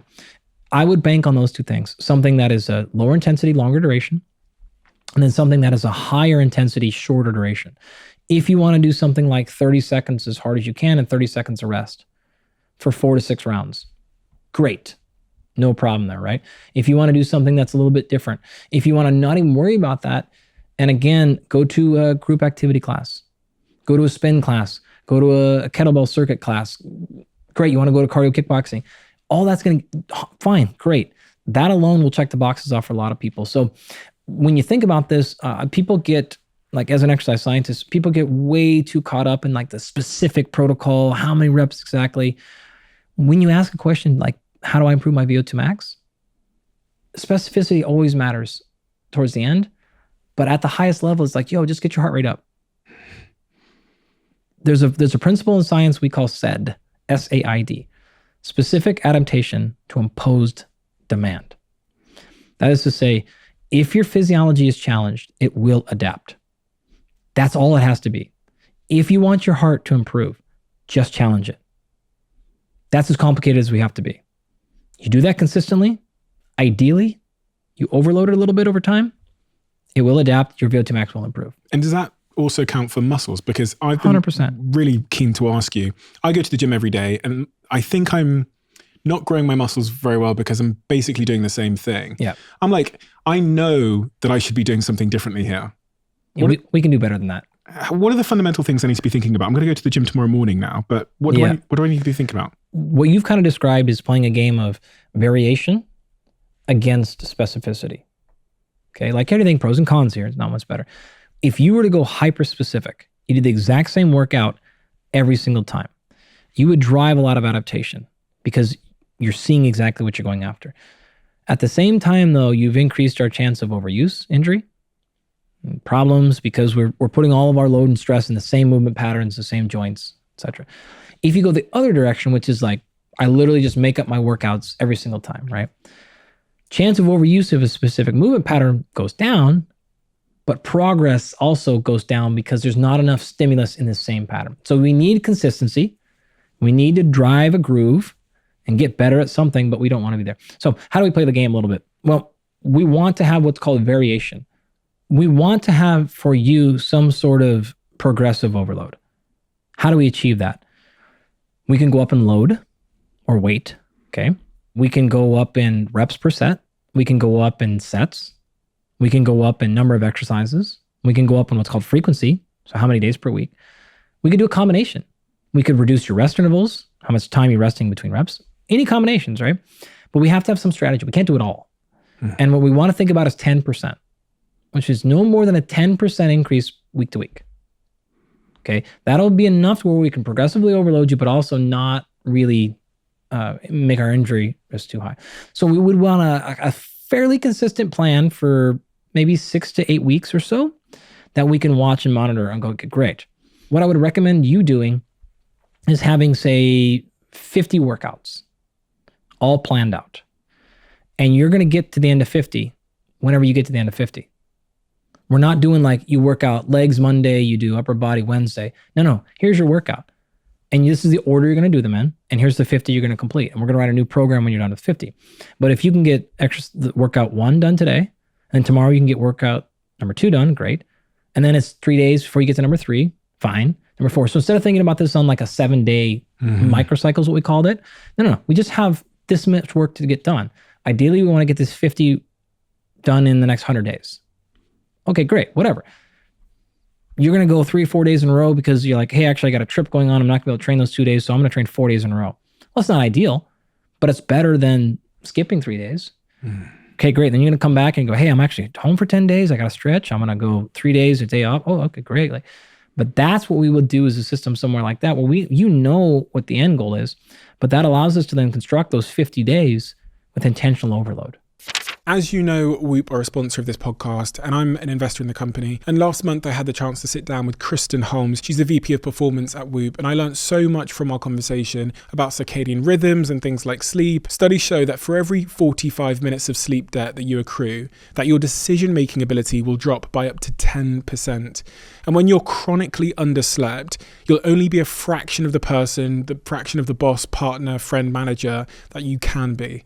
That's why I'm obsessed with Whoop, which not just tracks, but coaches you on how to get better at sleep so you can bring your best to everything that you choose to do. If you're not convinced, you can try Whoop for 30 days completely risk-free with zero commitment just by going to join.whoop.com/CEO. That's join.whoop.com/CEO, and let me know how you get on. If you don't like it, there's no commitment. Join.whoop.com/CEO. I had a big debate this Christmas with my girlfriend about creatine. So we're in Cape Town in South Africa, and I went and bought creatine and I put it on the table and I was like, I'm going to start taking creatine, right? That's so me, not really knowing what it is or what it's for. That's all right. And she picked it up and then looked at the label and gave it back to me, and she said, creatine's not for women. And she felt, and I think a lot of people feel this is why I wanted to ask you it, is she thought creatine was for bodybuilders. And I Googled it and showed her the Google thing. And she went, oh, amazing. And she started taking creatine. Yeah. But I imagine there's a lot of people out there that think creatine is for people that want to just get stacked. Great question. Sometimes you get deep in your own world and you forget, what people are really thinking out of that world. So there's a website and a company called Examine, creatine.com. I have no affiliation with them, but it is an unbiased place that you can go to, and you can ask that question for any supplement. You can ask about creatine, or you can ask about arginine, or Tongkat Ali, or whatever you want. You can also ask it by the adaptation. So what are the best supplements for fat loss, for brain function, for cardiovascular health? And it'll give you answers based on there. So it's a really phenomenal site. So when you ask, does it work? Well, work for what and work how much? That's the two questions, right? Work for what? So in the case of creatine, it improves, say, muscle strength. Probably why she had that muscle size. Okay, what's the weight of the evidence? Lots of studies, hundreds and hundreds of studies, men, women, young, old, children, all kinds of stuff, right? Astronauts, space flight, bed rest, tons and tons of research. Okay, check that box. Well, what's the magnitude of effect? You're probably looking at somewhere between a 3 to 12%. Okay, that's a pretty good magnitude of effect for something that has an insanely good risk profile, meaning like you can't cause imbalances with it. It's not a hormone. It's not a mineral, so it's not causing oxidative stress anywhere. It's like really, really robust in there. And so when you look at it, you go, okay, great. Pretty easy choice here. It's not like the hormone stuff, like I said, where you're turning on something. It's a fuel source. So in fact, remember earlier when I said metabolism, you're either using carbohydrates or fat as a fuel. Actually, creatine is the third one. It's a faster one. So the stoichiometry is 1-to-1. So you can break down one molecule of phosphocreatine, gives you one molecule of ATP. It's the fastest one, but it gives you the lowest energetic output. Mm-hmm. So it's a fuel. And because of this, there is extensive research on performance-based things. This is where it started. In fact, I remember as a kid when the entire Balco and steroid thing hit baseball in the early 2000s, creatine was on that list. And that's where this entire association came, because Mark McGuire and Barry Bonds were using all of course, allegedly, whatever performance-enhancing drugs they were or not using. And they were also using things like creatine. And so that just kind of got lumped in as it's a steroid. It's because it came from that world. And most of the evidence and most of the research was on that. Fortunately, the last 20 years, honestly, people have sort of left that with creatine because we know the answer there. More interesting stuff is coming in things like bone health. Now, my friend Darren Kando just finished a really great study, 2-year study on postmenopausal women at 20 grams a day. Typical dosage for creatine is 5 grams. So your typical bodybuilder at the gym is using 5 grams a day. He put this in postmenopausal women, 4x the dose, and did it for 2 years. No adverse effects. No kidney issues, no problems. Improved some of the bone markers, I think in the actual, the femur area. I don't remember exactly. It didn't improve others. It's not a miracle. It's not a panacea. But it was hey, didn't do anything bad.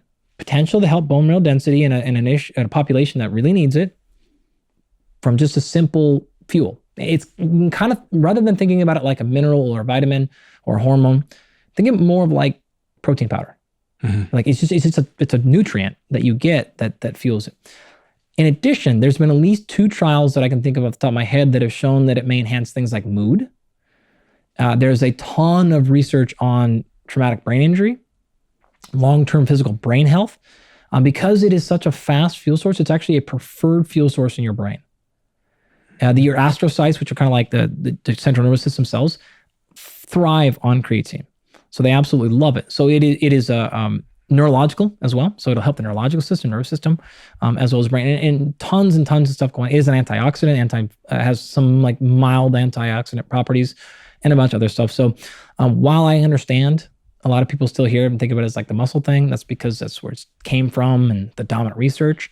But really, I would encourage people to look at more of the last 20 years, what people that are doing creatine research, the topics they're actually studying, and it's not muscle growth in young, healthy guys. There's 2 most replayed moments. These most replayed moments are basically from the podcast and interviews you've already done, the thing that people replayed the most. And I was looking at what those moments were because I find it quite interesting, and I thought I'd just let you know what they are. The first one was people overrating burning fat in anaerobic exercise as a method of fat loss. And this is really what I want to talk about is I've definitely grown up my whole life thinking that the way that you burn fat is by running. I mean, this is what most people think, right? They think you want to burn fat around here, the belly fat, the best way to do is go for a run. And a lot of people have very little luck with that and end up beating themselves up. So to close off on this conversation, I'd like to hear your take on that. You need to think about fat loss in a broader approach than most people give it to. Which is to say, when you say fat loss, let's get specific. What we're meaning is we're losing fat, and ideally we're preserving muscle. That's what we typically want, okay? We're also talking about losing fat so that it stays off as long as possible. Those are baked into that phrase, but oftentimes forgotten. So the advice I'm going to give you is with those two assumptions in mind. You're trying to keep as much lean mass as you can, and you're trying to make this a successful journey and not something you have to repeat again time and like time. Like a yo-yo. Totally, right? Yo-yo dieting. In fact, one of the more, probably the highest, most cited paper I've ever published was on yo-yo dieting, like a review article on that. So you can go read that. People love that paper. I was just a co-author. Jackson wrote that paper. So credit goes to Jackson for that. But making sure you're paying attention to say, with those parameters in mind, how do I lose weight? You can look across meta-analyses and review articles, and you will see the number one predictor of long-term successful weight loss, and by again, weight loss, I mean fat loss, is always adherence.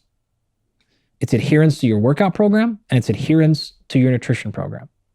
So step number one, before we worry about any change in diet, we start arguing about which method of exercise is best, before we start really going way down the line to things like genetic testing. Like, you're really wasting your time here. And a lot of that stuff, especially if you're not paying attention to what's going to make you adhere the longest amount of time. In fact, if you just stopped right there, that's enough for most people. Can you put yourself in a position where you're able to feel abundant with your nutrition approach? And notice I'm trying not to say diet here, right? It should be a nutritional approach. You have a balance between living life and flexibility, but then also figuring out what triggers you, and maybe you don't have a trigger, maybe you can be more flexible, maybe you need more stringent, like all the things that go into it. You got to figure out a system. So people will not be on a diet very long, collectively, right? On average, diets don't work, quote unquote, for those exact reasons, right? You got to get to a caloric deficit somehow, okay? But you got to do that in a way where you still are happy and sustainable. Totally, yeah. Right? And you still feel energy, and you're there, and that it's working for you, right? And that's different for every physiology. Okay, great. And you got to be the exercise system, the same thing, right? If you hate running, there's no reason, you don't have to run a step to lose a ton of weight. If you love running, you should run. If you hate lifting weight, fine. I can work with any parameter you give me if all we're concerned about is preserving lean muscle mass and losing fat over the long term. That's really what we have to consider the most. Okay, now within that, does that mean every training and nutrition program is the same? No, not at all. There are fundamental differences. Here's the problem to think about. If I said, hey, you're going to do the same training program the rest of your life, you'd probably be like, whoa. Yeah. But if I told you that with nutrition, people are like, well, yeah, of course. Like, there's, magic diets that do, like, no. Keto, great. Mediterranean, great. High carb, great. You can do them all. They can all work for you. Some people taking out gluten helps. Some people, great. Sure, all of it is possible, right? We come from very different backgrounds. If you look at any of the research, for example, like a really interesting point on genetic testing. If you're not taking account genetic background on that, genetic testing for things like nutrition, precision nutrition, is entirely worthless, because we see classic markers that are associated with, say, more effective carbohydrate utilization or fat utilization or body composition. And they might predict a decent percentage of variance in European Caucasians. You apply those exact same things to West African or East African, and those variants go to zero. People forget that part when they start talking genetic testing. They have not been validated across all ethnic backgrounds. And the ones that have shown they range from like 40% variance to zero. So like really, like you're way ahead of the cart here, paying attention to things that just do not matter. We got to get you on a system that works. Okay, great. For some people, that might be more nutritionally based. All right. You can lose and preserve muscle mass really well by just going decently high on protein and then regulating your calories. The example I gave you earlier. You want to go more carbs, less fat? Great. You want to do the opposite? Like, we can play those levers. No problem. All right. What's your problem though? Oh, I struggle with cravings. Okay, great. Oh, I struggle with hunger pangs. Okay, great. I struggle with, okay. Well, then we're going to make those decisions based on more of this, more of that, based on like, where is your pain point? What's your problem? I struggle with okay, great. I have to, now we're personalizing, now we're individualizing it based on things that are going to matter orders of magnitude more than other things that I've just talked about, right? That stuff will trump it. Exercise, the same thing. Maybe you hate exercise. Okay, great. Maybe we can get you to walk a few times a day and we'll get most of our fat loss through nutrition. Maybe the opposite. You love training, but man, you just struggle to eat whatever or not eat something. All right, great. Maybe we'll play the game more with, willpower. We'll push the pace on our exercise. High intensity, fine. Low intensity, fine. Weights, great. Cardio's great. Surfing, great. Like, don't zone 6, I don't care. All of it can be done. Okay. Some of the foundational things that tend to be consistent for those two things on most people is you need to make sure protein is adequate. Hard to maintain muscle mass with lower protein, especially if we're going hypocaloric. So keep protein high. You want to do something revolving strength training at least once a week for the same exact reasons. Something that makes you burn a lot of calories, long duration, high intensity, either way. That's all you really have to do. If you can do that stuff consistently, over time, you're going to get there. You're going to be just fine. Where we see problems are people that put themselves into positions of scarcity. What do you mean by scarcity for anyone that doesn't know? Depriving themselves of something. You feel like you never get to do the thing you want to do. And this is a psychological thing, right? Totally. Which causes the yo-yo effect. Which causes the problem of consistency and adherence over time, right? So making sure you do that. I personally have some go-to standards I like to do. I'll happily share that with you. I tend to like to have a decent balance between kind of our anaerobic strength training, high heart rate stuff, and our more steady state, longer duration stuff. So if someone's going to be able to work out 3 times per week, I'm probably doing one thing where we're going long duration, call it a hike, call it a swim, call it a run, whatever we can do. And then the other 2 days, I'm probably doing a combination of lifting and then probably finishing with some high heart rate thing, right? So we'll do like a little bit of strength and hypertrophy, muscle growth work, and then we'll do a circuit or an air assault bike or some sprints or like what can we get you into is like really, really hard. If I can get you in an environment where you're working out with some other human, I love that. Is there any reason why you do the strength first and then? Absolutely. That's a great question. If you do strength training before endurance work, your strength training will not compromise your endurance. In fact, sometimes it exacerbates it. If you do your endurance first, you're going to be more fatigued and you're going to lose strength. And so you'll have worse performance in your strength training. What's the most important thing we haven't spoken about? If there was one more thing you could add of all the things that would allow Jennifer, who's a 34-year-old single mother, or Dave, who's a black cab driver in London, the average person. I think it is exciting what's coming in the world of human health. And I think it's helpful for people to know that stuff because a lot of the challenges we're facing are going to get worse. We have things that are going to be possible pretty soon. Kind of the stuff I'm talking about, this idea of precision exercise, precision nutrition. It's not really available to many people, too expensive, etc. We're going to cross those barriers pretty soon. We are working on a project right now called the Human Digital Twin.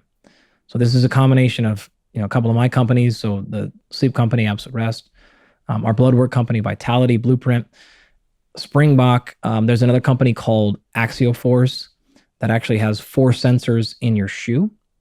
And we can see early changes potentially in gait, so how you're walking, which could potentially, and research is needed here, but potentially be early signs of Parkinson's development, neurological disorder. So we'll see this in gait before we'll see this in symptoms. Companies that are involved in this entire thing, we can take all those data, we're actually doing this right now, put them together and make what's called a digital twin. This allows us to make your physiology. And so from our perspective at Vitality, we've got all your blood work and molecular biomarkers. From Absolute Rest, we've got your sleep. We've got your movement patterns. We can actually work with another company to watch you physically move and do that stuff. We can take your physiology and upload it. Then from there, we can run endless simulations of combinations of nutrition and training and supplementation, medicine, movement, daytime patterns, sunlight, water, all those things, and figure out really quickly how you're going to respond the best for whatever outcome we want. It's not ready at all right now. But we're actually, again, running it right now. We'll have our first cohort done probably in the next week or so. Yeah, really, really soon. I don't know how well the model is going to be the first time through it. I don't know if our group's going to be the best at it. It doesn't matter. But this is clearly going to be something the world is capable of. As we get better at being human sensors, and we can bring those data in, we're going to be able to deploy things like this and say, hey, yo, this is most likely to work for you. The digital twin is already being used for like the heart. It's in place. We have the digital twin of the kidneys is as well. The lungs are coming soon. The heart is coming pretty soon. There's lots of groups. I'm not involved in any of those projects, but it's coming on board. So the ability to not have to guess anymore, and most importantly, try. I tried this for 6 weeks. It didn't work. I tried this for 9. That's going to go away really fast. Great. You still have to go do all the work. The technology won't work out for you. Well, we have some stuff that'll do that too. What's the cost though? Like when you were saying all of that, I go, do you know what I mean? We spent the entire length of human history with one, maybe arguably two singular goals. One of them at the core was stress reduction. That was what we're after, right?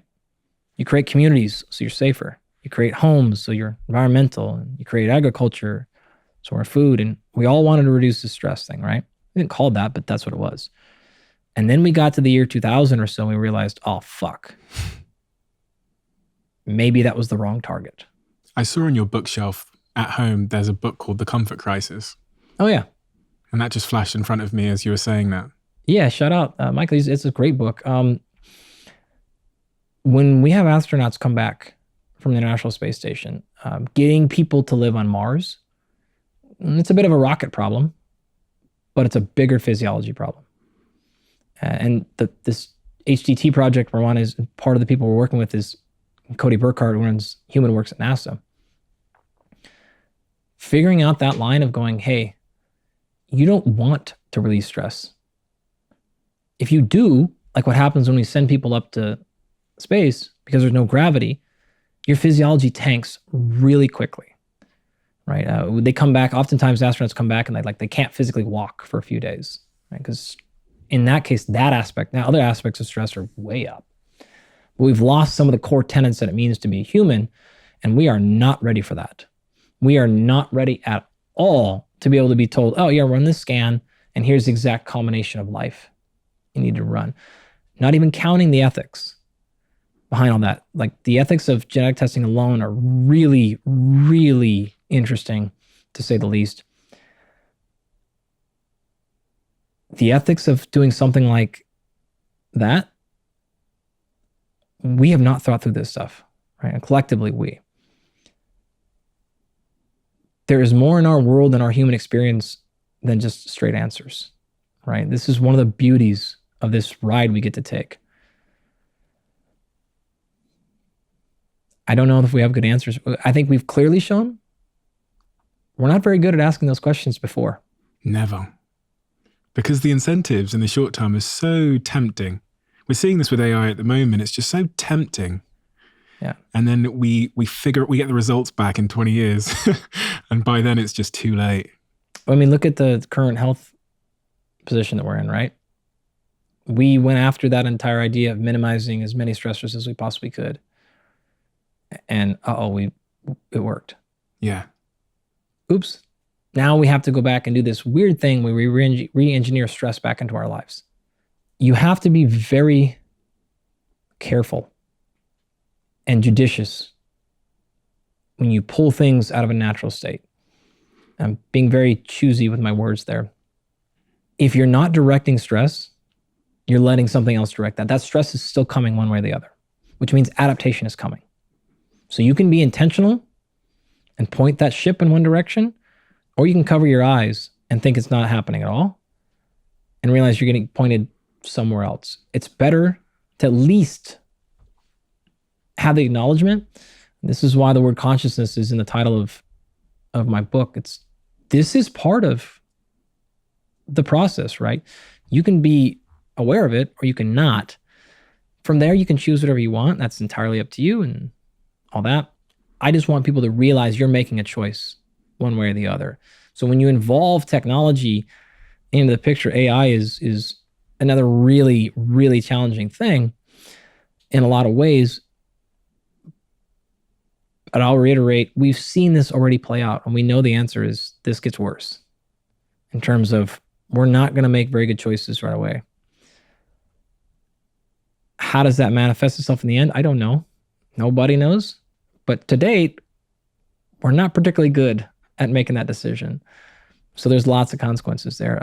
I think that we have there. One of the last things I'll say on this is, if you break down, okay, the way that we structured it is there's 4 pieces. Okay, in order for you to have more success at your performance and health, you number one have to have assessment. Once you have all this data, you have to go to step number 2, which is then you have to qualify good, bad, great, worst ever, best in world history. Okay, we're struggling on that. We don't know what healthy looks like. I know what clinically deficient rickets looks like. I know what obesity and type 2 diabetes, and we know disease. We don't know what good versus great means. There are no databases I can pull from. There is no metric I can look at and say, what is a great what's a great vertical jump number? What does somebody need to be able to jump in their 40s to be healthy? Like, we don't know these things, and I don't know it by ethnicity.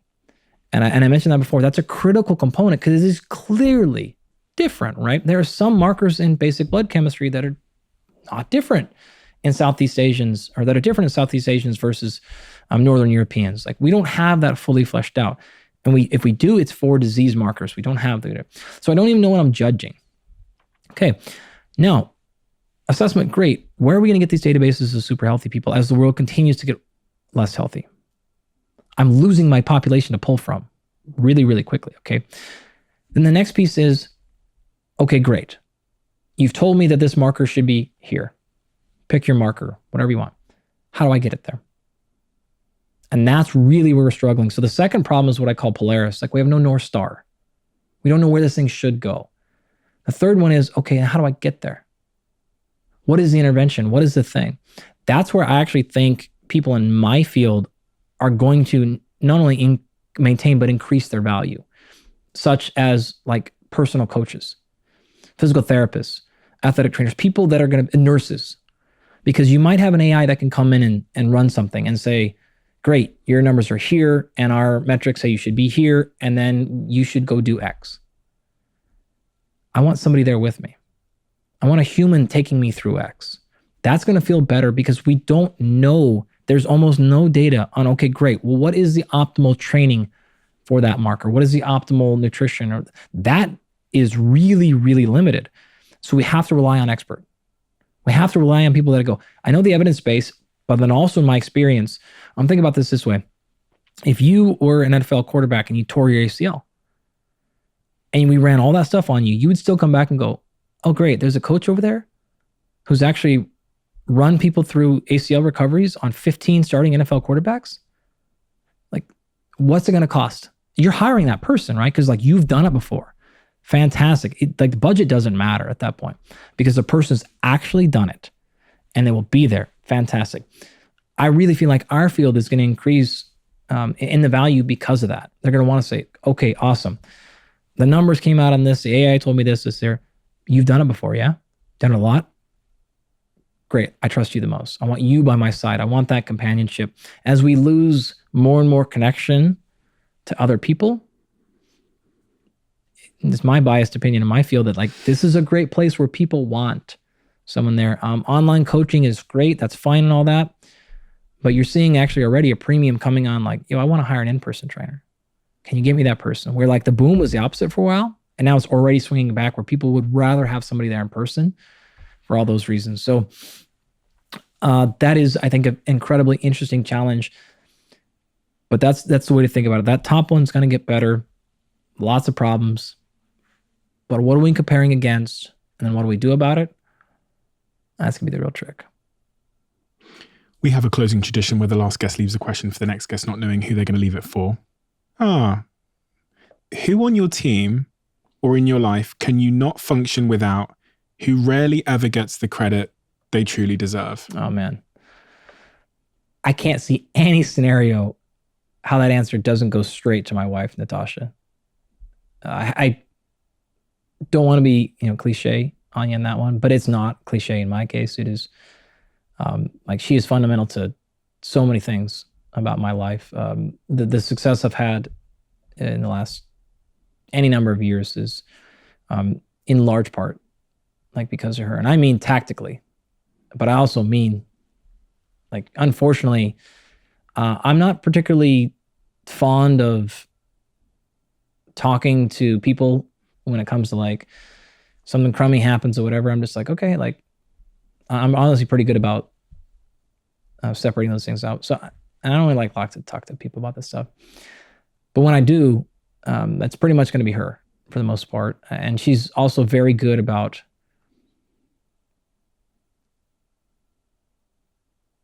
sometimes, because it's, when things that affect me affect her. It's the same thing. So sometimes it's like, oh, she needs me to talk to her. Like, I don't want to talk to her. I don't care. But it's like, okay, I have to get in. But she's good about being like, this is what you need. And this, So yeah, I mean, there's no scenario in which she's not the answer to that question. Thank you so much. This is probably the longest conversation I've ever had, but for good reason, because I could have carried on talking to you for a very, very long time. I find it absolutely fascinating. And I've never really met anybody like you in the sense that you're so innately passionate, mission driven, and so rigorous in the way that you present information, and you provide really, really important nuance to everything you're saying as you're delivering it. And I think it's really, really remarkable. It's really, really, really remarkable. And I don't say that lightly, but I've spoken about this subject matter before. I've had people on this podcast to speak about these, but I've never, ever learned so much. Oh, man. And I really, really mean that. But I've also never felt so empowered, which I think is an important point to add, because sometimes you can learn something, but it can feel disempowering. But to make me feel like I'm intellectually better off in terms of like my intellectual wealth around these subject matters, but also feel really, really empowered is a real superpower. And I just wish we could bottle you up in a jar, use AI to keep you alive forever, because I think you're a real force for good in the world. So thank you so much for giving me your time today. It's a real honor. Oh, man. I don't know how to accept compliments like that. So thank you so much. That's all I can say. It's an honor. Thank you so much, Dr. Andy Galpin.